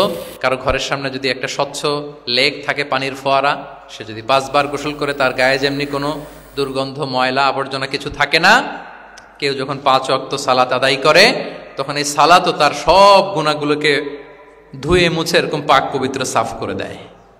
সুবহানাল্লাহ। বুঝে গেলেন যে সালাওয়াতুল খামস কিভাবে আমাদের পাপ মুছে ক্লিন করে, আমাদেরকে কিভাবে ক্লিনজিং করে, এটা সাহাবারা ইজিলি বুঝে গেলেন। তাহলে ভেবে দেখো তো, চিন্তা করো তো, এটা বলে বেসিকলি দ্য পাওয়ার অফ ইমাজিনেশনকে রাসূলুল্লাহ সাল্লাল্লাহু আলাইহি ওয়াসাল্লাম ইনহ্যান্স করার চেষ্টা করলেন। এভাবেও সাহাবাদেরকে তিনি মাঝে মাঝে বুঝাতেন। আচ্ছা, রাসূলুল্লাহ সাল্লাল্লাহু আলাইহি ওয়াসাল্লাম মাঝে মাঝে দেখা যায় যে বিভিন্ন মেটাফোর, সহজ করে বুঝাতে যে রূপক অর্থবোধক শব্দের প্রয়োগ করতেন। মাজাজ বা ইস্তেআরা, এটা তো যারা আরবিতে পড়েন আপনারা তো জানেন। ইসলামিক স্টাডিজ, হাদিস, কোরআন, কোরআনিক সায়েন্স, এই সমস্ত ডিপার্টমেন্টে পড়েন কারা কারা? আমি একটু জাস্ট দেখে নিই যে আমি যে এত আরবি শব্দ বলতেছি বুঝতেছেন না, মাথার উপর দিয়ে যাচ্ছে। আপনারা হচ্ছেন ইসলামিক স্টাডিজ, কোরআন, সুন্নাতে। আচ্ছা, আর বাকিরা সবাই কনভেনশনাল ফ্যাকাল্টিজ। ঠিক আছে, বোঝার কথা, কারণ মাঝে মাঝে তো আমি কিছু ইংরেজিও বলতেছি, বাংলায় অর্থ করে দিচ্ছি। তো মাজাজ বা ইস্তেআরা মানে হচ্ছে মেটাফোর, কোনো জিনিসকে আরো সহজ করে বোধগম্যময় করতে রাসূলুল্লাহ সাল্লাল্লাহু আলাইহি ওয়াসাল্লাম এই মেটাফোরকে ইউজ করতেন। যেমন রাসূলুল্লাহ সাল্লাল্লাহু আলাইহি ওয়াসাল্লাম নারীদের প্রতি সদয় হওয়ার জন্য পুরুষদেরকে তিনি বলেছেন রিফকান বিল কাওয়ারির, অর্থাৎ কাঁচগুলোর সাথে ভালো আচরণ করো, মানে কাঁচগুলোকে দেখে রেখো। কাচের পাত্র দিয়ে তিনি নারীদেরকে, স্ত্রীদেরকে বুঝিয়েছেন রিফকান বিল কাওয়ারির। আচ্ছা বলেন তো, কাচের গ্লাস, প্লেট, তৈজসপত্র এক বাড়ি থেকে যদি আরেক বাড়িতে, লেটসে আপনি বাসা শিফট করবেন, আপনার কাছে অনেক কাচের তৈরি গ্লাস, প্লেট, তৈজসপত্র আছে। চট্টগ্রামের এই থানা থেকে ওই থানায় আপনি বাসা চেঞ্জ করুন, এগুলো নেওয়ার সময় আপনারা কি করেন বলেন? কিভাবে নেন বলেন তো? হ্যাঁ, র্যাপিং করে, এক্সট্রা প্রিকশন নিয়ে খুব সাবধানে এটাকে ধরতে হয়, রাখতে হয়, সেট করতে হয়, নামাতে হয়, ঠিক কিনা বলেন? এটা বোঝাতে যে নারীদের সাথে কোমল আচরণ করো, সদয় আচরণ করো, এটা বোঝাতে যে রাসূলুল্লাহ সাল্লাল্লাহু আলাইহি ওয়াসাল্লাম বলেছেন রিফকান বিল কাওয়ারির। একবার স্ত্রীরা, আমাদের আম্মা জানেরা রাসূলুল্লাহ সাল্লাল্লাহু আলাইহি ওয়াসাল্লামের সাথে সফরে যাচ্ছেন, খুব সম্ভবত হজের সফরে।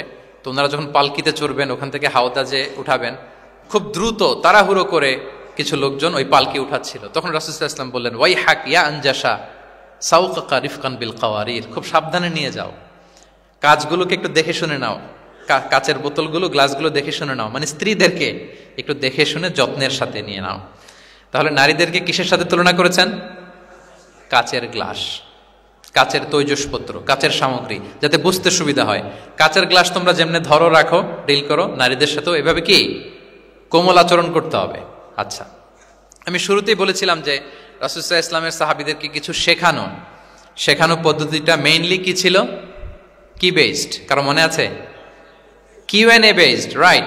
এই তো মাশাআল্লাহ, Q&A মানে প্রশ্নোত্তরমূলক। সাহাবারা প্রশ্ন করতো, রাসূলুল্লাহ সাল্লাল্লাহু আলাইহি ওয়াসাল্লাম উত্তর দিতেন।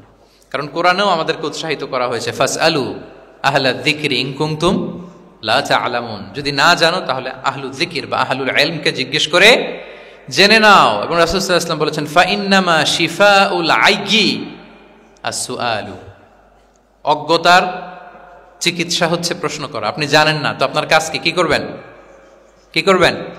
প্রশ্ন করবেন। আপনার টিচারকে প্রশ্ন করবেন, আপনার শায়েখকে কোশ্চেন করবেন, রিসার্চারকে আপনি বারবার কোশ্চেন করতে হবে। প্রশ্ন মানে তাকে জর্জরিত করতে, যত কোশ্চেন করবেন তত আপনি শিখতে পারবেন, রাসূলুল্লাহ সাল্লাল্লাহু আলাইহি ওয়াসাল্লাম এই পদ্ধতিটা সবচেয়ে বেশি অবলম্বন করতেন। কিছু নমুনা তো আমরা ইতিমধ্যে দেখেছি। আমরা আরো ভিতরে ঢুকি।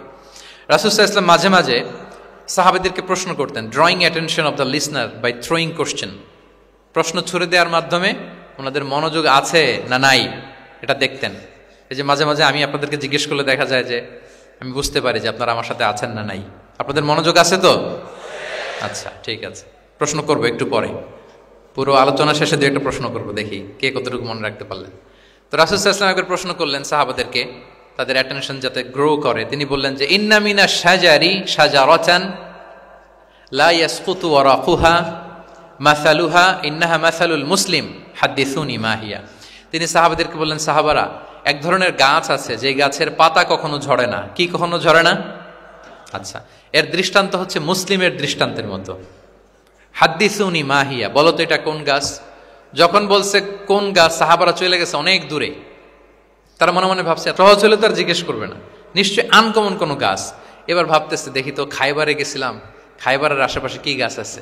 ওই যে তাবুকে ঘুরে আসলাম, তাবুকের পথিমধ্যে ক্যাকটাস, গুলমলতা, আরবের কি কি গাছ। ঘুরতে ঘুরতে সবাই দেখেছে না ওগুলোর তো পাতা ঝরে।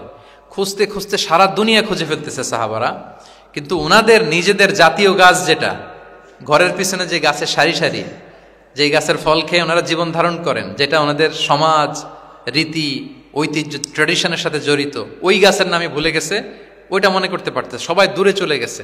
হাদিসে এসেছে ফাওয়াকা আন্না সুফি শাজারিল বাওয়াদি, দূর দূরান্তের গাছ নিয়ে ভাবতেছে, ভেবে ভেবে হয়রান, কেউ বলতে পারে না।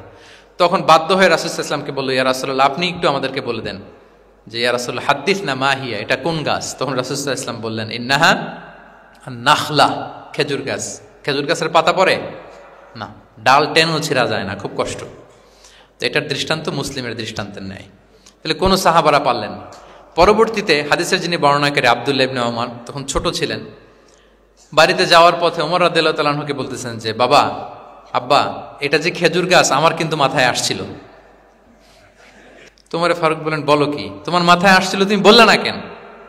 উনি বলে নাই কারণ সিনিয়র সাহাবারা পারতেছে না, বাপ চাচারা কেউ পারে না, আমি ছোট মানুষ বইলে আবার কোন বিপদে পড়ি, বিনয়ী মানুষ, উনি আর বলেন নাই, লাজুকতাও কাজ করতেছিল। তোমারে ফারুক বললেন, যদি আজকে তুমি এটার উত্তর নবীর সামনে দিতে পারতা, আমার বুকটা এত বড় হয়ে যেত নবীর সামনে। মানে লাল উট, লাল কপাল বিশিষ্ট উট পেলে আরবরা যত খুশি হয়, আজকে আমি তার চেয়েও বেশি খুশি হয়ে যেতাম। তাহলে ওমরে ফারুক রাদিয়াল্লাহু তাআলা আনহু, ওনার ছেলে আব্দুল্লাহ ইবনে ওমর, উনি এটার উত্তর ধরতে পারছেন, কিন্তু উনি বলেন নাই। তাহলে দেখেন রাসূল সাল্লাল্লাহু আলাইহি ওয়াসাল্লাম এরকম কোশ্চেন করতেন, কোশ্চেন করে তারপরে উত্তরটা বলতেন, এতে আর মানুষ ভুলে না। বাংলা একটা কথা আছে যে শিখেছ কোথায়, ঠেকেছি যেথায়। জিজ্ঞেস করছে, পারি না, মনে আসে না, হঠাৎ করে যখন উত্তরটা বলে, এইটা যেরকম মনে থাকে আজীবন, অন্য কিছু থাকবে না। একটু যদি ঠেকে ঠেকে পারতেছি না, বুঝতেছি না, এরপর যখন বুঝাই দেওয়া হয়, ভালো করে শিখে নেই, এইটা আজীবন মনে থাকে ব্রেনে। এই পদ্ধতিটা রাসূল সাল্লাল্লাহু আলাইহি ওয়াসাল্লাম অবলম্বন করতেন। প্রশ্ন করে অপারক করে দিতেন, কেউ পারে না, এরপর রাসূল সাল্লাল্লাহু আলাইহি ওয়াসাল্লাম বুঝিয়ে বলতেন, সবার একেবারে ব্রেনের মধ্যে, মস্তিষ্কে এটা গেঁথে দিত। তাহলে প্রশ্ন ছুটতেন। আচ্ছা, এরকম অনেক হাদিস আপনারা পাবেন রাসূল সাল্লাল্লাহু আলাইহি ওয়াসাল্লাম প্রশ্ন করে তারপরে উত্তর দিয়েছেন। আতাদরুনা মাল গীবা, তোমরা কি জানো গীবত কি? সাহাবারা বলে, আল্লাহ আল্লাহ রাসূল ভালো জানেন। যিকরাকা আখাকা বিমা ইয়াকরা, বলে দিলেন। আতাদরুনা মানিল মুফলিস, তোমরা কি জানো মুফলিসকে? এইভাবে প্রশ্ন করতে করতে সাহাবাদেরকে শিখাতেন। আচ্ছা, আল্লাহ রাসূল সাল্লাল্লাহু আলাইহি ওয়াসাল্লামের আরেকটা অভ্যাস ছিল প্রশ্নের পিঠে প্রশ্ন ছুড়ে দেওয়া। মানে কোনো সাহাবী যদি প্রশ্ন করত, রাসূল সাল্লাল্লাহু আলাইহি ওয়াসাল্লাম তো উত্তর দিয়ে জানিয়ে দিতেন।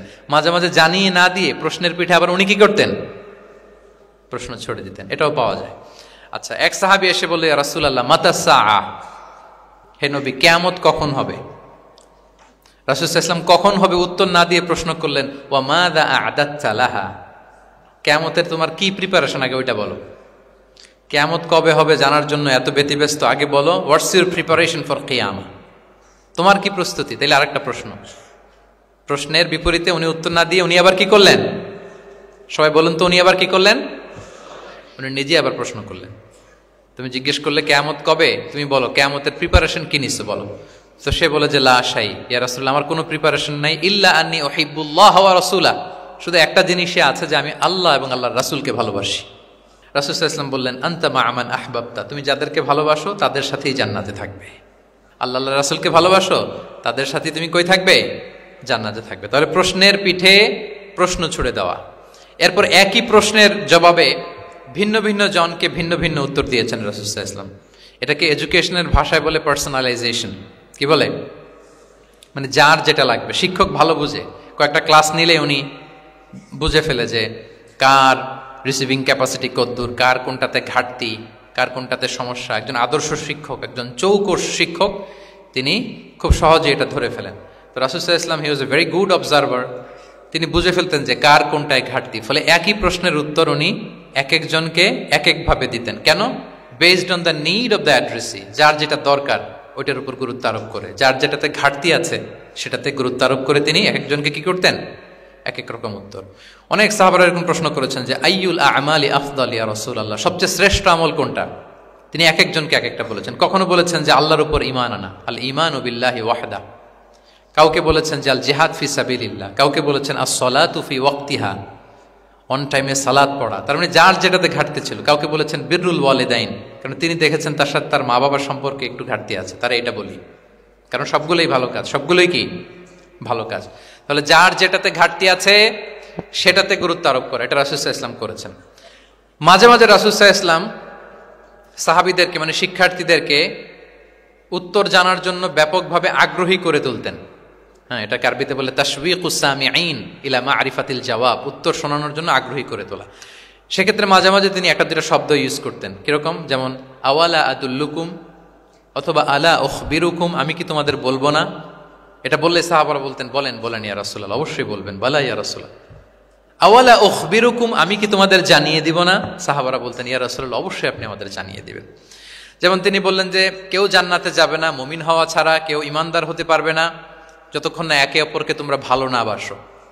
তাহলে তো এটা গুরুত্বপূর্ণ বিষয়, একে অপরকে ভালো না বাসলে নাকি মুমিনই হওয়া যাবে না, আর মুমিন না হলে তো জান্নাতেই যাওয়া যাবে না। তখন রাসূল সাল্লাল্লাহু আলাইহি ওয়াসাল্লাম বললেন আওয়ালা আদুল্লুকুম আলা শাইইন ইযা ফাআলতুমুহু তাহাবাবতুম, আমি কি তোমাদেরকে বলবো না এমন একটা আমলের কথা যেটা করলে তোমাদের পারস্পরিক হৃদ্যতা বাড়বে, ভালোবাসা বাড়বে।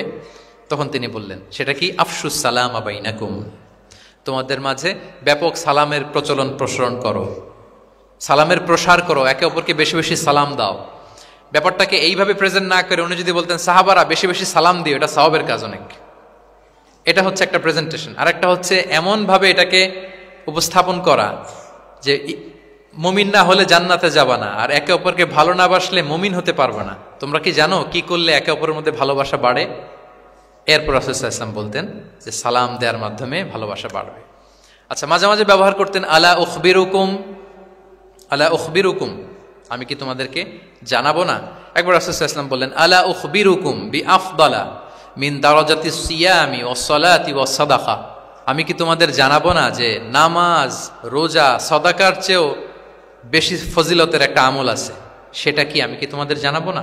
সাহাবারা বললেন ক্বালু বালা ইয়া রাসূলুল্লাহ, হে আল্লাহর রাসূল অবশ্যই জানাবেন, অবশ্যই জানাবেন, কারণ নামাজের চেয়েও বেশি গুরুত্বপূর্ণ, সাদাকার চেয়েও বেশি গুরুত্বপূর্ণ, সিয়ামের চাইতেও বেশি গুরুত্বপূর্ণ আমল, সেটা কি। তখন রাসূল সাল্লাল্লাহু আলাইহি ওয়াসাল্লাম বললেন সেটা হচ্ছে ইসলাহু যাতিল বাইন, বিবাদমান দুই গ্রুপকে মিলিয়ে দেয়া, বিবাদমান দুই ব্যক্তিকে মিলিয়ে দেয়া। এটা নফল নামাজ, নফল সাদাকা, নফল রোজার চেয়েও বেশি কি ফজিলতপূর্ণ, বেশি গুরুত্বপূর্ণ। আমরা তো মনে করি শুধু নামাজ পড়লেই বোধহয় আমি অনেক সওয়াব পেলাম, রোজা রাখলেই সওয়াব পেলাম, শুধু জিকির করলে সাদাকা করলেই সওয়াব পেলাম। কিন্তু রাসূল সাল্লাল্লাহু আলাইহি ওয়াসাল্লাম বলেন যে দুইজনের মধ্যে একটু মনোমালিন্য তুমি মিলিয়ে দাও, এটা এর চেয়েও বেশি সওয়াবের। আল্লাহু আকবার। দুই গোষ্ঠীর মধ্যে দীর্ঘদিনের ঝগড়া মিলিয়ে দাও, এটা এর চেয়েও বেশি সওয়াবপূর্ণ। রাসূল সাল্লাল্লাহু আলাইহি ওয়াসাল্লাম মক্কা থেকে মদিনায় যেয়ে কি করেছেন, আউস এবং খাজরাজের দীর্ঘদিনের যুদ্ধ 1 ঘন্টার মধ্যে কি settle down. He was a very good mediator and arbitrator, চমৎকার মধ্যস্থতা করতে জানতেন তিনি। তাহলে এইভাবে উত্তর জানার জন্য শিক্ষার্থীদেরকে আগ্রহী করে তুলতেন। আচ্ছা, আরেকটা পদ্ধতি ছিল অবজারভেশন অ্যান্ড কারেকশন। রাসূল সাল্লাল্লাহু আলাইহি ওয়াসাল্লাম, আমি আলোচনার শুরুতেই বলেছি, হি was a very good observer, চমৎকার পর্যবেক্ষণ করতেন এবং সংশোধন দিতেন।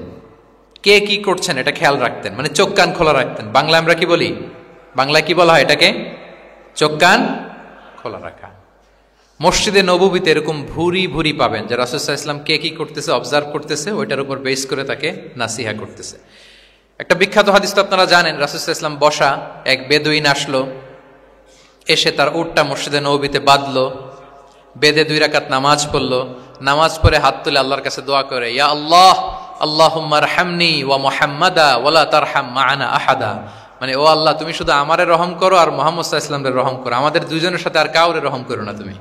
বেদুইন তো কি, বেদুইন, মরুপল্লীতে বসবাস। আদাবুদ দোয়া, দ্য এটিকেটস অফ দোয়া, দোয়ার যে একটা আদব আছে, অন্যের জন্য দোয়া করলে যেটা নিজের লাভ, এগুলো তো জানে না। আল্লাহ তুমি আমারে মাফ করো, মুহাম্মদ সাল্লাল্লাহু আলাইহি ওয়াসাল্লামের মাফ করো, আমাদের ছাড়া আর কাউরে মাফ করো না, কাউরে রহম করো না। এটা রাসূল সাল্লাল্লাহু আলাইহি ওয়াসাল্লাম দূর থেকে বসে বসে অবজার্ভ করছেন আর বললেন, হায় রে, লোকটা একটা প্রশস্ত জিনিসকে সংকীর্ণ বানায় ফেললো। গোটা বিশ্বের সবাইকে যদি আল্লাহ ক্ষমা করে, রহম করে, আল্লাহর রহমের দরিয়ায় কোনো ঘাটতি হবে বলেন তো, হবে? একটা প্রশস্ত বিষয়কে সে সংকীর্ণ করে ফেললো। এরপর কতটা সে বেদুইন, কি প্রকৃতির ছিল দেখেন, দোয়া টোয়া শেষে মসজিদে নববীর মাঝখানে বসে পেশাব করা আরম্ভ করছে। বিখ্যাত হাদিস জানেন, সবাই মারতে গেল, রাসূল ইসলাম থামালেন, বললেন পানি ঢেলে দাও, আর তাকে ডেকে বললেন, দেখো তুমি যে এখানে এই কাজটা করলা, প্রস্রাব করলা, এটা আমাদের এই মদিনার কমিউনিটির ইবাদতগাহ। এখানে এই কমিউনিটির লোকেরা নামাজ পড়ে, আল্লাহর জিকির করে, আল্লাহর কিতাব তেলাওয়াত করে, এটা কি ঠিক হলো তোমার? সে তো লজ্জায় অনুতপ্ত হয়ে কাচুমাচু। তাহলে এই যে অবজারভেশন করতেন এবং কারেকশন করতেন। আবার একদিন মসজিদে নববীতে বসা এক সাহাবী এসে নামাজ পড়লেন। নামাজ রাসূল ইসলাম দূর থেকে দেখতেছেন লোকটা কি করে। নামাজ পড়লো 2 রাকাত, পরে এসে নবীকে সালাম দিল। রাসূল ইসলাম সালামের উত্তর দিয়ে বললেন, ইরজি' ফাসাল্লি ফাইন্নাকা লাম তুসাল্লি, যাও আবার পড়ো, কারণ তুমি নামাজ পড়ো নাই, মানে নামাজটা ঠিক মতো হয় নাই। ইউ ডিডন্ট অফার ইউর সালাহ in a correct way, proper manner. ওই সাহাবী যে আবার 2 রাকাত পরে আসলেন, রাসূল ইসলাম একই কথা বললেন, ইরজি' সল্লি ফাইন্নাকা লাম তুসাল্লি, হয়নি নামাজ, আবার পড়ো। আবার পরে আসলেন, আবারও একই কথা। এখন 3 বার পড়ার পরেও যখন হয় না, বেচারা ভাবলেন আবার যে বললে তো একই হবে, আমি তো এটাই জানি। তিনি বললেন, মা উহসিনু গায়রাহ, ইয়া রাসূল, এর চেয়ে ভালো আমি আর পারি না, ফাআল্লিমনি ইয়া রাসূলুল্লাহ, হে নবী আমাকে একটু শিখিয়ে দেন কিভাবে পড়ব। রাসূল সাল্লাল্লাহু আলাইহি ওয়াসাল্লাম বললেন, যখন নামাজে দাঁড়াবে আল্লাহু আকবার বলে দাঁড়াবে, এরপর কোরআন থেকে যা সহজ লাগে পড়বে, তাড়াহুড়ো করবে না। কি করবে না? সবাই বলেন, কি করবে না? নামাজে কোনো তাড়াহুড়ো নাই, নো রাশিং ইন সালাহ, নো হ্যাস্টিনেস ইন সালাহ। নামাজে আমরা খুব তাড়াহুড়ো করি, এটা নামাজের যে প্রাণ, সালাতের প্রাণকে, রূহকে নষ্ট করে দেয়। যখন রুকুতে যাবে স্ট্রেইট ফরওয়ার্ড রুকু করবে, হাত্তা তাতমা ইন্না রাকিআন। রাসূল সাল্লাল্লাহু আলাইহি ওয়াসাল্লামের রুকুর পিঠটা ছিল একেবারে স্ট্রেইট, এই টেবিলটা যেরকম স্ট্রেইট এরকম স্ট্রেইট। লাউ সাব্বা আলাইহিল মা লাস্তাকার, পানি ভর্তি একটা বোতল যদি রাসূল সাল্লাল্লাহু আলাইহি ওয়াসাল্লামের রুকু দেয়া পিঠের উপর রাখতো, পানিটাও পড়তো না, বোতলটাও পড়তো না, স্ট্রেইট। এরকম উদাহরণ দিয়ে সাহাবারা বলতেন যে এত স্ট্রেইট রুকুর পিঠ যে পানি ভর্তি গ্লাস রাখলে পানিটাও কাঁপবে না, বোতলটাও পড়বে না। রাসূল সাল্লাল্লাহু আলাইহি ওয়াসাল্লাম বলতেন, সবচেয়ে বড় চোর যারা নামাজে চুরি করে। সাহাবারা বললেন, এটা আবার কিভাবে? তিনি বললেন, লা ইউতিম্মু রুকুআহু ওয়া সুজুদাহ, তারা নামাজের চোর যারা রুকু সেজদা ঠিক মতো করে না। তো বললেন যে রুকু থেকে আবার স্ট্রেট হয়ে দাঁড়াবে, যখন সিজদায় যাবে ইতমিনানের সাথে, উইথ রিল্যাক্সেশন। নামাজের মধ্যে কি থাকবে? রিল্যাক্সেশন থাকবে। কি থাকবে বলেন? হ্যাঁ, রিল্যাক্সেশন থাকবে। যখন বললেন যে এই 1 রাকাত যেমনি তোমাকে শিখালাম, সব নামাজ তুমি এইভাবে পড়বা, উইথ রিল্যাক্সেশন, নো রাশিং, তখন সাহাবী শিখে গেলেন। তাহলে এই যে অবজারভেশন অ্যান্ড কারেকশন, দেখতেন হোয়াটস গোয়িং অন অ্যারাউন্ড, কি হচ্ছে, ভুল হলেই শুধরে দিতেন। হজের দিন উনি ওটের সামনে বসা, পেছনে ফদল ইবনে আব্বাস রাদিয়াল্লাহু তাআলা আনহু, আব্দুল্লাহ ইবনে আব্বাসের ভাই, রাসূল সাল্লাল্লাহু আলাইহি ওয়াসাল্লামের কাজিন, রাসূল সাল্লাল্লাহু আলাইহি ওয়াসাল্লামের কি কাজিন। তো রাসূল সাল্লাল্লাহু আলাইহি ওয়াসাল্লাম বিভিন্ন মাসআলার উত্তর দিচ্ছেন। কি করতেছেন? মাসআলার উত্তর দিচ্ছেন। রাসূল সাল্লাল্লাহু আলাইহি ওয়াসাল্লাম হজ করেছিলেন কয়টা বলেন তো দেখি, কে জানে? হ্যাঁ, মাত্র একটা করছে। ঠিকঠাক আছে তো উত্তর? সবাই বলেন, কয়টা হজ করেছিলেন? হ্যাঁ, আসলে রাসূল সাল্লাল্লাহু আলাইহি ওয়াসাল্লাম কেবলমাত্র জীবনে কয়টা হজ করেছেন? একটা হজ করেছেন, 4টা উমরা করেছেন। আচ্ছা, এবার যেহেতু একটা হজ করেছেন, মানুষের অনেক ভুল হয়ে যাওয়া তো খুব স্বাভাবিক। কি বলেন? স্বাভাবিক না? স্বাভাবিক। ফলে 10 জিলহজ, যেটা ভেরি হ্যাকটিক ডে, একদিনে অনেক কাজ করতে হয়, 5টা কাজ। জামরায় স্টোনিং করতে হয়, পাথর মারো, স্লটার করো, প্রাণী জবাই করো, মাথার চুল ফেলে দাও, আবার চলে যায় মক্কায়, ফরজ তাওয়াফ করো, সাই করো, ফিরে আসো। এই যে 5টার সিকোয়েন্স অনেকে রাখতে পারে না, ভুল করে ফেলে। এখন 1400 বছর পরে, মুআল্লিমরা এত তালিমের পরেও আমরা ভুল করে ফেলি। তাহলে ওই সময় কি হয়েছিল বলেন? এটা ছিল প্রথম হজ। তো রাসূল সাল্লাল্লাহু আলাইহি ওয়াসাল্লাম জানেন আজকে তো অনেক ভুল করবে, তিনি আকাবা, মিনার পাশে আকাবার এখানে হেল্পলাইন সার্ভিস চালু করছেন, মানে নিজে দাঁড়ায় আছেন, দেখি কার কি ভুল হয়, জিজ্ঞেস করলে মাসালা বলে দেব। সুবহানাল্লাহ। তো এসে একজন বলে যে, ইয়া রাসূলুল্লাহ, আমি তো ওই আগে কুরবানি পরে চুল কাটা, আমি আগে চুল কেটে ফেলছি। রাসূল সাল্লাল্লাহু আলাইহি ওয়াসাল্লাম বলে, ইফআল ওয়ালা হারাজ, ওকে, কোনো সমস্যা নেই, যাও। আরেকজন এসে বলে, আমি তো আগে এটা করছি। ওই দিন যাই নবীকে জিজ্ঞেস করা হয়েছে, নবী সাল্লাল্লাহু আলাইহি ওয়াসাল্লাম ফ্লেক্সিবিলিটি দিয়ে দিয়েছেন, বলে করো, অসুবিধা নাই। তো ওই যে দাঁড়িয়ে তিনি মাসালা বলতেছেন, পেছনে ছিল ফদল ইবনে আব্বাস, ছোট সাহাবী, তরুণ। তো খাসাআম গোত্রের এক নারী আসছিল একটা মাসালা জিজ্ঞেস করতে, and she was a very beautiful lady, বেশ সুন্দরী ছিল। তো এসে রাসূল সাল্লাল্লাহু আলাইহি ওয়াসাল্লামকে যখন প্রশ্ন করতেছে, ফদল ইবনে আব্বাসের নারীর দিকে তাকায় আছে, এবং ওই নারীও ফদল ইবনে আব্বাসের দিকে তাকায় আছে। রাসূল সাল্লাল্লাহু আলাইহি ওয়াসাল্লাম উত্তরও দিচ্ছেন, আবার খেয়াল করতেছেন যে চোখাচোখি হয়ে যাচ্ছে। যখনই তিনি অবজার্ভ করলেন যে ফদল ইজ ক্রসিং দ্য লিমিট, একবার চোখ পড়তে পারে, তারপর তো নামিয়ে ফেলতে হবে, সে যখন তাকিয়ে আছে, নারীও তাকিয়ে আছে, তখন রাসূলুল্লাহ ইসলাম কি করলেন, ওয়াজআলা নবী সাল্লাল্লাহু আলাইহি ওয়াসাল্লাম ইয়াসরিফু ওয়াজহাল ফাদলি ইলা শিক্কিল আখার, সাথে সাথে ফজলকে বললেন, ফজল ওইদিকে না, এদিকে তাকাও। এটা সরাসরি হাদিসের অনুবাদ করে শোনাচ্ছি, আমার পক্ষ থেকে না, আমি বুখারীর হাদিস। ফাজআলা ইয়াসরিফু ওয়াজহাল ফাদলি, ফদল ইবনে আব্বাসের চেহারাটা রাসূলুল্লাহ ইসলাম ঘুরিয়ে ফেললেন যে ফদল ওইদিকে তাকানো যাবে না, এদিকে তাকাও। ফদল রাদিয়াল্লাহু তাআলা আনহু নিজেকে সামলে নিলেন। এই যে this is the point, observation. এটা কি বলে? Observation and correction. Rasulullah Islam he was a very good observer, what's going on around, কি চলতেছে সব দিকে চোখ কান খোলা। বাংলায় কি বলে? বাংলায় বললে বুঝবেন ভালো, চোখ কান খোলা রাখতে হবে। তো রাসূলুল্লাহ ইসলাম খেয়াল করলেন এবং ওনার চেহারা ঘুরিয়ে দিলেন। এভাবে তিনি কেউ ভুল করলে শুধরে দিতেন। এবং শুধরে দেওয়ার আরেকটা নিয়ম রাসূলুল্লাহ সাল্লাল্লাহু আলাইহি ওয়াসাল্লাম, আল্লাহু আকবার, অনেক পয়েন্টস এখানে, যে কিভাবে তিনি অন্যের ভুল শুধরাতেন। আমরা কিভাবে ভুল শুধরাই? বাংলাদেশের যে টেন্ডেন্সি, কেউ ভুল করলে আর মাইক্রোফোন যদি পাই যে মাহফিলে, এইবার তো পাইছি ওই বেটারে, ও কাফের, ওর দাদা কাফের, ওর 14 গোষ্ঠী কাফের, ও মারা যাওয়ার পরে যেখানে কবর দিবে ওই কবরের উপর যে ঘাস উঠবে, ওই ঘাস যে গরু খাবে, ওই গরুর দুধ যে খাবে ও কাফের। মানে 14 গোষ্ঠীকে কাফের বানাই দিচ্ছে। আমি জাস্ট সিনারিওটা আপনাদের সাথে শেয়ার করি যে নিয়ম হচ্ছে কি। লেটস সে আমার একজন কো স্পিকার কোনো কিছু একটা ভুল করে ফেলছে, তার জানা নাও থাকতে পারে, আবার আমারও একটা জিনিস জানা নাও থাকতে পারে। কেউ ভুল করলে শুধরানোর নিয়ম হচ্ছে সে যে ভুলটা করলো এটা যে ভুল এটা জানানো, যে অনেকে এরকম এরকম বলে, আসলে এটা ঠিক না, বরং ঠিক হচ্ছে এটা এবং এর পক্ষে দলিল হচ্ছে এটা, জাস্ট এটা বলে দাও। এটা যদি বলে দেয় তাহলে কি হবে, যে ভুল করছে সে যখন শুনবে, তার নাম তো আর বলা হয় নাই, সে তো বুঝে যাবে এটা তো আমি ভুলটা করছি, ফলে আমি শুধরে গেলাম, ওই লোক শুধরে যাবে। আর বাকি যারা লিসেনার, শ্রোতা, তারা সবাই সতর্ক হয়ে যাবে। তাইলে যেটা উদ্দেশ্য ছিল কাউকে শুধরানো, ওটা হয়ে গেছে না? কারো নাম নেওয়া প্রয়োজন হয়েছে? বলেন তো। রাসূলুল্লাহ সাল্লাল্লাহু আলাইহি ওয়াসাল্লাম যখন কাউকে কারেক্ট করতেন তখন কখনো কারো নাম ধরে শুধরাতেন না, কারেক্ট করতেন না। আল্লাহু আকবার। নাম ধরে শুধরাতেন না, পাছে না সে লজ্জা পেয়ে যায়, পাছে না সে বিব্রত হয় মানুষের সামনে। সুবহানাল্লাহ। অন্যের রাইটস, অন্যের ব্যক্তিত্বের ব্যাপারে কতটা মর্যাদাশীল ছিলেন। কারণ কারো নাম ধরে তো আমার শুধরানোর দরকার নেই, এটা যে ভুল সোসাইটিকে এটা জানালেই হবে। তাহলে যে ভুল করছে সে শুধরে গেল, বাকিরা সতর্ক হয়ে গেল, ঠিক না? আচ্ছা, 3 সাহাবী মিলে একবার ভাবলো রাসূলুল্লাহ সাল্লাল্লাহু আলাইহি ওয়াসাল্লাম বাড়িতে কি কি আমল করে, আমরা একটু আম্মাজানদের জিজ্ঞেস করি, তাহলে আমরাও আমাদের আমলটা একটু বাড়াবো। যে জিজ্ঞেস করলো যে আম্মাজানরা একটু বলেন তো উনি বাসায় কি কি ইবাদত করে, কতটুকু কোরআন পড়ে, তাহাজ্জুদ কেমনে পড়ে। আম্মাজানরা বর্ণনা দিলেন। বর্ণনা শোনার পরে কান্নাহুম তাকাল্লুহা, ওনাদের কাছে একটু কম মনে হইলো, মানে অনেক এক্সপেকটেশন নিয়ে আসছিল। তারা ভাবছিল মানে রাতে ঘুমাই না, সারা রাত তাহাজ্জুদ আর কান্নাকাটি করে রাসূলুল্লাহ সাল্লাল্লাহু আলাইহি ওয়াসাল্লাম কাটায় দেয়, তাদের এরকম একটা ধারণা ছিল। কিন্তু এসে শুনে যে না, আসার পরে নাকি ঘুমোতে যায়, অনেকক্ষণ ঘুমিয়ে সেই মাঝরাতে নাকি ওঠে। যা যা বর্ণনা শুনলো কান্নাহুম তাকাল্লুহা, এদের কাছে একটু কম মনে হলো।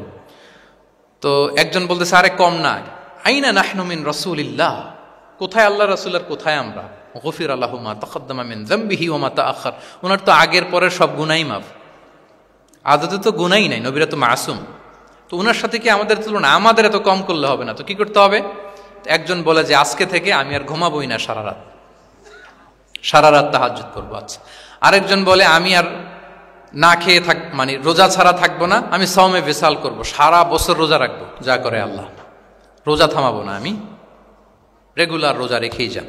আচ্ছা, আরেকজন বলে আমি আর আমার স্ত্রীদের কাছেই যাব না, আমি সন্ন্যাসী জীবন নিয়ে নিলাম, আমি সন্ন্যাসী থাকবো, স্ত্রীদের সাথে মেলামেশাতে এই আমি যাব না, আমি এটা থেকে বিরত থাকবো।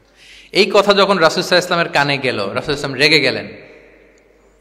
রেগে গিয়ে সাহাবীদেরকে জড়ো করলেন। জড়ো করে তিনি বলতে আরম্ভ করলেন, তিনি বললেন, আনতুমুল্লাযীনা কুলতুম কাযা ওয়া কাযা, আচ্ছা তোমাদের মধ্যে কে কে নাকি এরকম এরকম বলছে। সুবহানাল্লাহ। তিনি বলতে পারতেন, এই আব্দুল্লাহ স্ট্যান্ড আপ, দাঁড়াও, আব্দুর রহিম দাঁড়াও, এই আব্দুল সাত্তার তুমি নাকি বলছো যে সারা রাত, এটা একটা কথা বললা তুমি নাকি বলছো যে সারা বছর রোজা, এটা তুমি কি কথা বলতো, ভুল কাজ করছো, এটাও জানো না তুমি নাকি বলছো স্ত্রীদের সাথে মিশবা না। এরকম যদি Abdullah, Abdur Rahman, just for example, এইভাবে দাঁড় করিয়ে যদি নাম ধরে ধরে বলতেন, ওনারা সাহাবীদের সামনে লজ্জিত হতেন না? না। আনতুমুল্লাযীনা কুলতুম কাযা ওয়া কাযা, এটাই রাসূল সাল্লাল্লাহু আলাইহি ওয়াসাল্লামের কাউকে কারেক্ট করার, তাসহিহ করার অভ্যেস ছিল। মা বালু আকওয়ামিন ইয়াকুলুনা কাযা ওয়া কাযা, মাঝে মাঝে বলতেন মা বালু আকওয়ামিন ইয়াফআলুনা কাযা ওয়া কাযা, তোমাদের মধ্যে কেউ কেউ নাকি এমনটা এমনটা বলে, তোমাদের মধ্যে কেউ কেউ নাকি এমনটা এমনটা করে। কই আমি তো রাতে ঘুমাই আবার সালাত পড়ি, কই আমি তো রোজা রাখি সোম বৃহস্পতি, বাকি দিনগুলোতে খাই, কই আমি তো আমার স্ত্রীদের সাথে মেলামেশা করি, এই সব কিছুকে ব্যালেন্স করেও তো আমার নবুয়তির তো আমার কোনো সমস্যা হয় নাই, আল্লাহ ভীরু হতে তো সমস্যা হয় নাই। ওয়াল্লাহি ইন্নী লা আখশাকুম লিল্লাহি ওয়া আতকাকুম লাহ, আল্লাহর শপথ আমি তোমাদের চাইতে আল্লাহকে বেশি ভয় করি, আমি তোমাদের চাইতে বেশি মুত্তাকি। তারপরেও এরকম ব্যালেন্সড লাইফ লিড করাতে আমার তো কোনো সমস্যা হয় নাই, তোমাদের কেন সমস্যা হলো, তোমরা এটা কোথায় পেলে? ফামান রাগিবা আন সুন্নতি ফালাইসা মিন্নি, জেনে রাখো আমি যে স্ট্যান্ডার্ড ঠিক করে দিয়েছি এটাই সর্বশ্রেষ্ঠ ইবাদত, এর বাইরে যে কেউ যদি কিছু করে আমার সুন্নতের বাইরে, সে আমার দলভুক্ত হতে পারবে। সুবহান। এরকম যখন ধমক দিয়ে শাসিয়ে দিলেন, যেই তিনজন সাহাবী এই কথা বলছিল ওনারা তো শুধরে গেলেন, ওনারা তো টের পাচ্ছেন যে এগুলো আমাদের কি বলতেছে, ওনারা টের পাচ্ছেন না, শুধরে গেলেন, আর বাকিরা সতর্ক হয়ে গেলেন। আল্লাহু আকবার। সো এটা হচ্ছে কারেক্ট করার নিয়ম। এখন আমরা কি করি, কেউ একটা ভুল করলে তখন তাকে ধরি, তার 14 পুরুষ নিয়ে কথা বলি, তার ব্যাপারে যদি আমার কোনো তিক্ত অভিজ্ঞতা থাকে, ঝাল মেটানোর একটা সুযোগ পেলাম, আমি ঝাল মেটাই, তাকে ছোট করি, হেয় করি, হেন কোনো কথা নাই যে আমি বলি না। একটাও কি রাসূল সাল্লাল্লাহু আলাইহি ওয়াসাল্লামের সুন্নাহর মধ্যে পড়ে বলেন তো? না। তাহলে মন গড়া পদ্ধতিতে আমরা কাউকে সংশোধন করতে চাচ্ছি না, আর এইভাবে করলে সংশোধন হবেও না। সে মানবিক কারণেই তার ইগোইস্টিক প্রবলেম চলে আসবে যে সে আমাকে ছোট করলো, আমার নাম ধরে সে এত মানুষের সামনে অপমান করলো, সে হয়তো শুধরানোর যে রাস্তাটা ছিল ওইটাও বন্ধ হয়ে গেল, ঠিক কিনা বলেন? তাহলে রাসূল সাল্লাল্লাহু আলাইহি ওয়াসাল্লাম এইভাবে শুধরাতেন। আর তামিম ফি তাসওয়িবিল আখতা, কারো ভুল শুধরাতে গেলে ইন জেনারেলি শুধরাতেন, যাদের শুধরানোর তারা শুধরে যেত, বাকিরা সতর্ক হয়ে যেত। আচ্ছা, আরেকটা পদ্ধতি ছিল ক্লিয়ার মিসকনসেপশন। কারো মিসকনসেপশন থাকলে রাসূল সাল্লাল্লাহু আলাইহি ওয়াসাল্লাম এটা ক্লিয়ার করে দিতেন। এক সাহাবী মনে করতেন ভালো জামা পরলে বুঝি অহংকার হয়, তিনি খুব সুন্দর ছিলেন দেখতে, খুব ভালো পোশাক পরিচ্ছদ পরতে পছন্দ করতেন। তিনি একবার বললেন, ইয়া রাসূলুল্লাহ, ভালো পোশাক পরলে কি অহংকার হয়? রাসূল সাল্লাল্লাহু আলাইহি ওয়াসাল্লাম বললেন, না। ইয়া রাসূলুল্লাহ, আমি ভালো জুতা পরতে পছন্দ করি, এটা কি অহংকার হয়? না, এটা অহংকার হয় না। আমি মানুষকে খুব খাওয়াতে পছন্দ করি এবং আমি চাই আমার চেয়ে যেন কেউ এটা এই কাজে আগাতে না পারে, আমিই খাওয়াবো, এটা কি অহংকার? রাসূল সাল্লাল্লাহু আলাইহি ওয়াসাল্লাম বললেন, না, এটা অহংকার না। অহংকার হচ্ছে আল কিবরু বাতারুল হাক্কি ওয়া গামতুন নাস, অহংকার হচ্ছে সত্যকে প্রত্যাখ্যান করা আর মানুষকে তুচ্ছ-তাচ্ছিল্য করা। সুবহানাল্লাহ। তাহলে এই যে মিসকনসেপশন, সে ভাবছে ভালো পোশাক পরলে এটা অহংকার হয়ে যায়, ভালো জামা পরলে অহংকার হয়ে যায়, এগুলো তো অহংকার হয় না, বরং অহংকার হয় সত্যকে প্রত্যাখ্যান করলে আর মানুষকে তুচ্ছ-তাচ্ছিল্য করলে। তাহলে এই জাতীয় মিসকনসেপশন ইন দ্য সোসাইটি, এটাকে তিনি ক্লিয়ার করে দিতেন। আচ্ছা, রাসূল সাল্লাল্লাহু আলাইহি ওয়াসাল্লাম প্র্যাকটিক্যালি শেখানোর চেষ্টা করতেন, যেটাকে প্রায়োগিক শিক্ষা, ব্যবহারিক শিক্ষা। অজু করে দেখাতেন, এইভাবে অজু করতে হয়। সালাত পড়ে দেখাতেন, সল্লু কামা রাআইতুমুনি উসাল্লি। সালাত তো হচ্ছে আল আমাল আল মুতাওয়ারাস, এই উম্মার অবিচ্ছিন্ন কর্মধারা। সালাত জিবরিল আলাইহিস সালামকে শিখিয়েছেন আল্লাহ, রাসূল সাল্লাল্লাহু আলাইহি ওয়াসাল্লামকে শিখিয়েছেন জিবরিল আলাইহিস সালাম, রাসূল সাল্লাল্লাহু আলাইহি ওয়াসাল্লাম শিখিয়েছেন সাহাবীদেরকে। এইভাবে অবিচ্ছিন্ন কর্মধারা, আরবিতে বলে আল আমাল আল মুতাওয়ারাস। এবং রাসূল সাল্লাল্লাহু আলাইহি ওয়াসাল্লাম বলতেন, সল্লু কামা রাআইতুমুনি উসাল্লি, আমাকে যেমনি সালাত পড়তে দেখো এইভাবে পড়ো। হজের ক্ষেত্রেও বলেছেন, খুদু আন্নি মানাসিকাকুম, হজের বিধানকে দেখে নাও। একবারই তো হজ করেছেন, হাতে কলমে প্র্যাকটিক্যাল গাইডলাইন দিয়ে শিখিয়েছেন। এবং সাহাবারা ভুল করে কিনা মাঝে মাঝে শুনতেন, যেটাকে আরবিতে বলে কিরাআতু তিলমিযা আলা শেখ। আব্দুল্লাহ ইবনে মাসউদ রাদিয়াল্লাহু তাআলা আনহুকে রাসূল সাল্লাল্লাহু আলাইহি ওয়াসাল্লাম একবার বললেন, আব্দুল্লাহ একটু তেলাওয়াত করো তো। তিনি বললেন, আকরাউ আলাইকা ওয়া আলাইকা উনজিল, হে নবী, আমি আপনার সামনে দাঁড়ায় তেলাওয়াত করব, আপনার উপর কোরআন নাজিল হয়। রাসূল সাল্লাল্লাহু আলাইহি ওয়াসাল্লাম বললেন যে, ইন্নী উহিব্বু আন আসমাআহু মিন গায়রি, হে আব্দুল্লাহ ইবনে মাসউদ, আমি কোরআন তেলাওয়াত তোমাদেরকে শোনাতে যেমনি পছন্দ করি, তোমরা কেউ পড়বা আর আমি শুনবো, এটাও খুব পছন্দ করি। কারণ উনি প্ল্যান করে রাখছেন আব্দুল্লাহ ইবনে মাসউদ কি হবেন, তিনি কিছুদিন পরে উম্মার শিক্ষক হবেন। ওইখানে আবার ভুলটুল করে ফেলেন কিনা উনি জাজ করতেছেন। তখন আব্দুল্লাহ ইবনে মাসউদ রাদিয়াল্লাহু তাআলা আনহু সূরা নিসা তেলাওয়াত করে শোনালেন। তাহলে রাসূল ইসলামের একটা পন্থা ছিল, তিনি শুনতেন আবার শোনাতেন। কি করতেন? শুনতেন, শোনাতেন। প্রতি রমাদানে যতটুকু কোরআন নাজিল হয়েছে তিনি জিবরিল আলাইহিস সালামকে শোনাতেন, আবার জিবরিল আলাইহিস সালাম পুরো কোরআন রাসূল সাল্লাল্লাহু আলাইহি ওয়াসাল্লামকে শোনাতেন। এটা ছিল একটা টেকনিক। আচ্ছা, রাইটিং মেথড, আমরা যেমনি লেখি, অ্যাসাইনমেন্ট, প্রেজেন্টেশন, লেখার মাধ্যমে জ্ঞান বিতরণ, জ্ঞান অর্জন, এটা কম ছিল। আমি আগেই বলেছি মেইনলি ছিল oral based and Q and A based, কিন্তু লেখাজোখা যে ছিলই না তা না, লেখা জানতো। হাতে গোনা অল্প কিছু সাহাবী মক্কায় লিখতে জানতেন, পড়তে জানতেন। মদিনাতেও ইহুদিরা জানতো, কিন্তু অন্যান্যরা আরবরা তাদের মধ্যে লেখার যে কালচার এটা ওইভাবে গড়ে ওঠেনি, জানতেন অল্প সংখ্যক লোক। যেমন ওহি লেখক সাহাবী ছিলেন ইবনে কাসিরের বর্ণনা মতে 23 জন। কয়জন? ওনারা খেজুর গাছের ছালে, পাথরে, চামড়ায়, প্রাণীর চ্যাপ্টা হাড়ের মধ্যে কোরআন লিখে রাখতেন, এবং রাসূল সাল্লাল্লাহু আলাইহি ওয়াসাল্লাম কোরআন ছাড়া অন্য কিছু ওনার কাছ থেকে যেন লিখে রাখা না হয় এই মর্মে আদেশ জারি করেছেন, লা তাকতুবু আন্নী গায়রাল কোরআন ওয়া মান কাতাবা আন্নী গায়রাল কোরআনি ফালইয়ামহু। কোরআন ছাড়া কিছু লিখো না, তাহলে কোনটা আমার কথা আর কোনটা আল্লাহর কথা মিক্স আপ হয়ে যাবে। কিন্তু কোরআন যখন অধিকাংশ রেকর্ডেড হয়ে গেল তখন তিনি হাদিস সংরক্ষণের জন্য, লেখার জন্য পারমিশন দিয়ে দিলেন। যেমন মক্কা বিজয়ের ভাষণের পরে ইয়ামান থেকে আসা এক লোক আবু শাহ বলতেছে, ইয়া রাসূলুল্লাহ আপনার ভাষণটা আমার একটু লিখে দিলে ভালো হয়। কি দিলে? লিখে দিলে। রাসূল ইসলাম সাহাবাদেরকে বললেন উক্তুবু লি আবি শাহ, ঠিক আছে এই ইয়ামানি ভিজিটর, তাকে আমার ভাষণটা তোমরা লিখে দাও। তাহলে এই লেখার পদ্ধতিটা খুব কম ছিল। রাসূল ইসলাম নিজে লিখতেন না, কাতেবে ওয়াহিদের দিয়ে লেখাতেন, কোরআন লেখাতেন।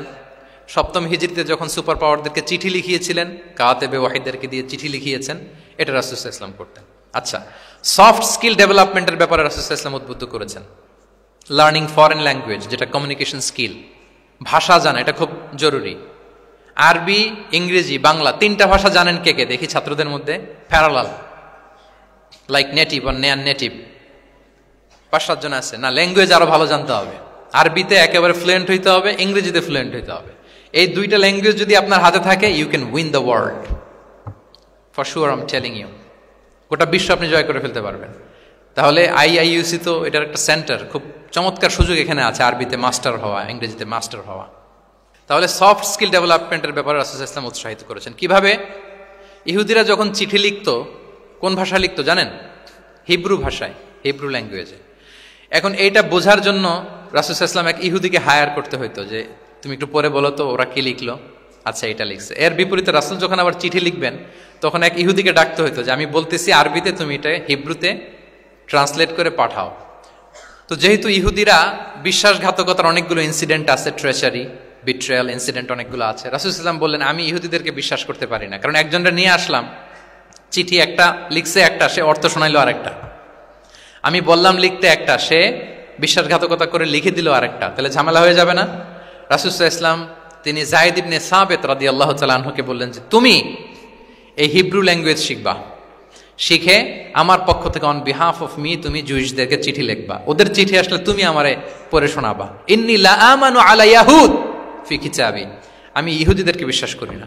রাসূল সাল্লাল্লাহু আলাইহি ওয়াসাল্লাম যখন ওনাকে অ্যাসাইন করলেন এবং দোয়া করলেন, রাসূল সাল্লাল্লাহু আলাইহি ওয়াসাল্লামের দোয়ার বরকতে উনি বলেন যে 15 দিন যেতে না যেতে I became master in Hebrew within 15 days।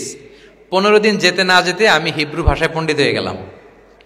এরপর থেকে যত চিঠি ইহুদিদের কাছে লেখা প্রয়োজন হতো আমি যায়েদ ইবনে সাবিত লিখে দিতাম, এবং হিব্রুতে চিঠি আসলে আমি অনুবাদ করে দিতাম। তাহলে দেখেন রাসূল সাল্লাল্লাহু আলাইহি ওয়াসাল্লাম কিন্তু এই কমিউনিকেশন স্কিল ডেভেলপমেন্ট করার জন্য, যেটাকে সফট স্কিল আমরা বলি, ইন্সপায়ার করেছেন না?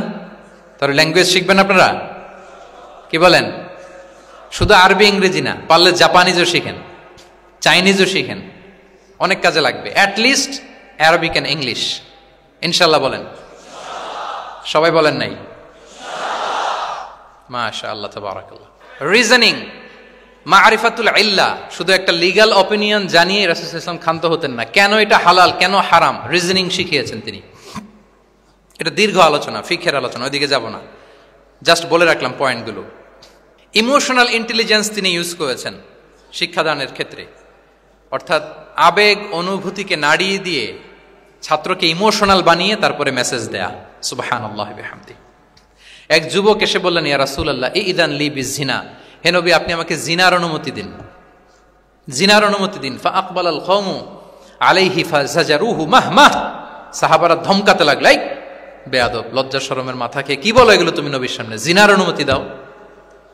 ওয়ালা তাকরাবুজ জিনা, আল্লাহ বলেন জিনার কাছেও যেও না, ব্যভিচারের কাছেও যেও না। তুমি নবীর সামনে এসে এই পাপের অনুমতি চাও? রাসূল সাল্লাল্লাহু আলাইহি ওয়াসাল্লাম কিছু বললেন না।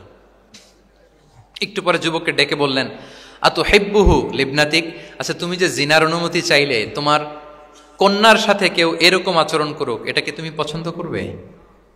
সে বলল, লা ইয়া রাসূলুল্লাহ, কেউই পছন্দ করবে না এটা। আচ্ছা, আতুহিব্বুহু লি উম্মিক, তোমার মায়ের সাথে কেউ অপকর্ম করবে এটা তুমি পছন্দ করবে? লা ইয়া রাসূলুল্লাহ, না। আতুহিব্বুহু লি উখতিক, তোমার বোনের সাথে কেউ এই কাজ করবে তুমি পছন্দ করবে? সে বলে না। ঠিক তখন রাসূল সাল্লাল্লাহু আলাইহি ওয়াসাল্লাম বললেন, তুমি যে এই কাজের অনুমতি চাইলে, যার সাথে তুমি জিনায় লিপ্ত হবে, সে তো কারো না কারো মা, কারো না কারো বোন, কারো না কারো আদরের কন্যা, তাহলে কিভাবে তুমি এটা করতে চাও? যুবক লজ্জিত হয়ে গেল। এত লজ্জিত হলো, রাবি বলতেছে, ফালাম ইয়াকুন বা'দা যালিকাল ফাতা ইয়ালতাফিতু ইলা শাই। ওই রাবি বলতেছে, এরপরে কোনোদিন এই যুবকরা ডানে বায়ে তাকাতেও দেখি নাই, স্ট্রেইট হাঁটতো। সুবহানাল্লাহ। রাসূল ইসলাম দোয়া করেছিলেন তার জন্য, আল্লাহুম্মা গফির যামবাহ ওয়া তাহহির কলবাহ ওয়া হাসসিন ফারজাহ। আল্লাহ তুমি তার গুনাহ মোচন করো, পাপ মোচন করো। আল্লাহ তুমি তার অন্তরকে পরিশুদ্ধ করো। আল্লাহ তুমি তার চরিত্রকে নিষ্কলুষ করে দাও। নবীর দোয়ার বরকতে চিরজীবনের জন্য নিষ্কলুষ পবিত্র তিনি হয়ে গেছেন। তাহলে দেখেন, তাকে অন্যভাবে বুঝাইলে হয়তো কাজ হইতো না, যখন তার নিজের উপর দিয়ে বোঝানো হলো। তোমার বোনের সাথে যদি হয়, তোমার মেয়ের সাথে যদি কেউ এটা করে, তুমি মেনে নিতে পারবা? এটাকে বলে ইমোশনাল ইন্টেলিজেন্সকে কাজে লাগিয়ে, মানুষের আবেগ অনুভূতিকে নাড়িয়ে দিয়ে, teaching by touching the heart, teaching by touching the emotions. মানুষের ইমোশনে টাচ করে যখন আপনি শিখাবেন, ওই শিক্ষা সে জীবনেও ভুলবে। ওই যে শুদ্ধাচার আসবে, ওই যে আত্মশুদ্ধি হবে, ওইটার মতো আত্মশুদ্ধি আর কেউ করতে পারবে না। সম্মানিত সুধী, চাইল্ড এডুকেশন, বাচ্চাদেরকে কিভাবে শিখাতেন, এটা 1 মিনিটে বলে শেষ করে দেব। চাইল্ড তারবিয়া, ছোটদেরকে নানাভাবে রাসূল সাল্লাল্লাহু আলাইহি ওয়াসাল্লাম শিখিয়েছেন। উমর ইবনে আবি সালামা তিনি বলেন, একবার রাসূল সাল্লাল্লাহু আলাইহি ওয়াসাল্লামের কোলে বসে, ছোটবেলায় কোলে বসার সৌভাগ্য আমার হয়েছিল, এবং আমাদেরকে খাবার দেয়া হলো। তো তিনি ছোট মানুষ, একবার এদিক থেকে খায় ওদিক থেকে খায়। রাসূল সাল্লাল্লাহু আলাইহি ওয়াসাল্লাম বললেন, ইয়া গুলাম, হে শিশু, সাম্মিল্লাহ, বিসমিল্লাহ বলো, ও কুল বিয়ামিনিক, বা হাতে না ডান হাতে খাও। দেখেন ছোটদেরকে কিভাবে শেখাতেন, তারবিয়া, চাইল্ড তারবিয়া। ও কুল মিম্মা ইয়ালিক, তোমার সামনে যেটা আছে ওইটা খাও, এদিক থেকে ওদিক থেকে, চারদিক থেকে নিও না। রাবি বলেন যে, ফামা জালা তিলকা তু'মাতু বা'দু, উনি বলতেছেন এরপর থেকে আজীবন আমার খাওয়ার স্টাইল এটাই হয়ে গেছে। নবীর ওই কথা আমার কানে ঘন্টার মতো বাজে। খাওয়া শুরু করলেই আগে আমি বিসমিল্লাহ বলি, ডান হাত দিয়ে নেই, আর আমার সামনে যেটা আছে ওইটা থেকে খাওয়া শুরু করি। দেখেন চাইল্ড তারবিয়া কিভাবে করতেন। তাহলে এটিকেটস অফ হ্যাভিং ফুড কিভাবে খাবে রাসূল সাল্লাল্লাহু আলাইহি ওয়াসাল্লাম শিখালেন। আপনারা জানেন যে হাশিমি খানদান, মানে বনু হাশিমদের জন্য যাকাতের সম্পদ খাওয়া, রাসূল সাল্লাল্লাহু আলাইহি ওয়াসাল্লামের বংশের জন্য যাকাতের সম্পদ খাওয়া হারাম। তো একবার যাকাতের সাদাকার খেজুর ছিল স্তূপ করা, রাসূল সাল্লাল্লাহু আলাইহি ওয়াসাল্লামের নাতি হাসান রাদিয়াল্লাহু তাআলা আনহু, ছোট্ট মানুষ, এসেই ওই খেজুর নিয়ে খেতে আরম্ভ করলেন। দূর থেকে রাসূল সাল্লাল্লাহু আলাইহি ওয়াসাল্লাম দেখে বললেন, কিখ কিখ ইরমি বিহা। কিখ কিখ মানে আমরা বাংলা যেটাকে ওয়াক্থু, ওয়াক্থু মানে থু মেরে ফেলে দাও। এটা বলে তিনি হাসান রাদিয়াল্লাহু তাআলা আনহুর মুখ থেকে খেজুরটা বের করলেন আর বললেন, আলা তা'লাম আন্না লা নাকুলু সাদাকা, মানে নানা ভাই, আদরের নানা ভাই, তুমি কি জানো না আমরা সাদাকার সম্পদ খেতে পারি না, তাড়াতাড়ি ফেলে দাও। মুখ থেকে টেনে যে খেজুরটা নিয়েছিলেন হাসান রাদিয়াল্লাহু তাআলা আনহু, সেটাকে রাসূল সাল্লাল্লাহু আলাইহি ওয়াসাল্লাম বের করে দিলেন। তাহলে এখানে কনসেপ্ট অফ হালাল এন্ড হারাম ছোটবেলা থেকেই নানা ভাইকে উনি ক্লিয়ার করে দিচ্ছেন। আব্দুল্লাহ ইবনে আব্বাস রাদিয়াল্লাহু তাআলা আনহু রাসূল সাল্লাল্লাহু আলাইহি ওয়াসাল্লামের কি ছিলেন সম্পর্কে বলেন, কি ছিল? সবাই বলেন আওয়াজ করে। কাজিন, চাচাতো ভাই। আরেকটা সম্পর্ক ছিল, রাসূল সাল্লাল্লাহু আলাইহি ওয়াসাল্লাম ওনার আর কি হইতো, খালু মাইমুনা বিনতুল হারিস রাদিয়াল্লাহু তাআলা আনহা, তিনি ছিলেন আব্দুল্লাহ ইবনে আব্বাসের খালা।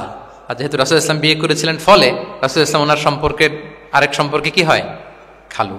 তো উনি খুব ছোট ছিলেন, এত ছোট যে রাসূল সাল্লাল্লাহু আলাইহি ওয়াসাল্লাম যখন ইন্তেকাল করেন তখন ওনার বয়স ছিল 13। আব্দুল্লাহ ইবনে আব্বাসের বয়স তখন কত, 13। তো ফলে ছোট মানুষ প্রায় খালার বাসায় রাতে থাকতো এবং রাসূল সাল্লাল্লাহু আলাইহি ওয়াসাল্লামের আশেপাশে ঘুমাতো। একবার রাসূল সাল্লাল্লাহু আলাইহি ওয়াসাল্লাম ওয়াশরুম করতে গেলেন দূরে, এবং রাসূল সাল্লাল্লাহু আলাইহি ওয়াসাল্লামের অভ্যেস ছিল ওয়াশরুম সেরে এসেই অজু করতেন। তো উনি এসে দেখে ওনার অজুর পাত্রে কে যেন পানি রেখে দিচ্ছে।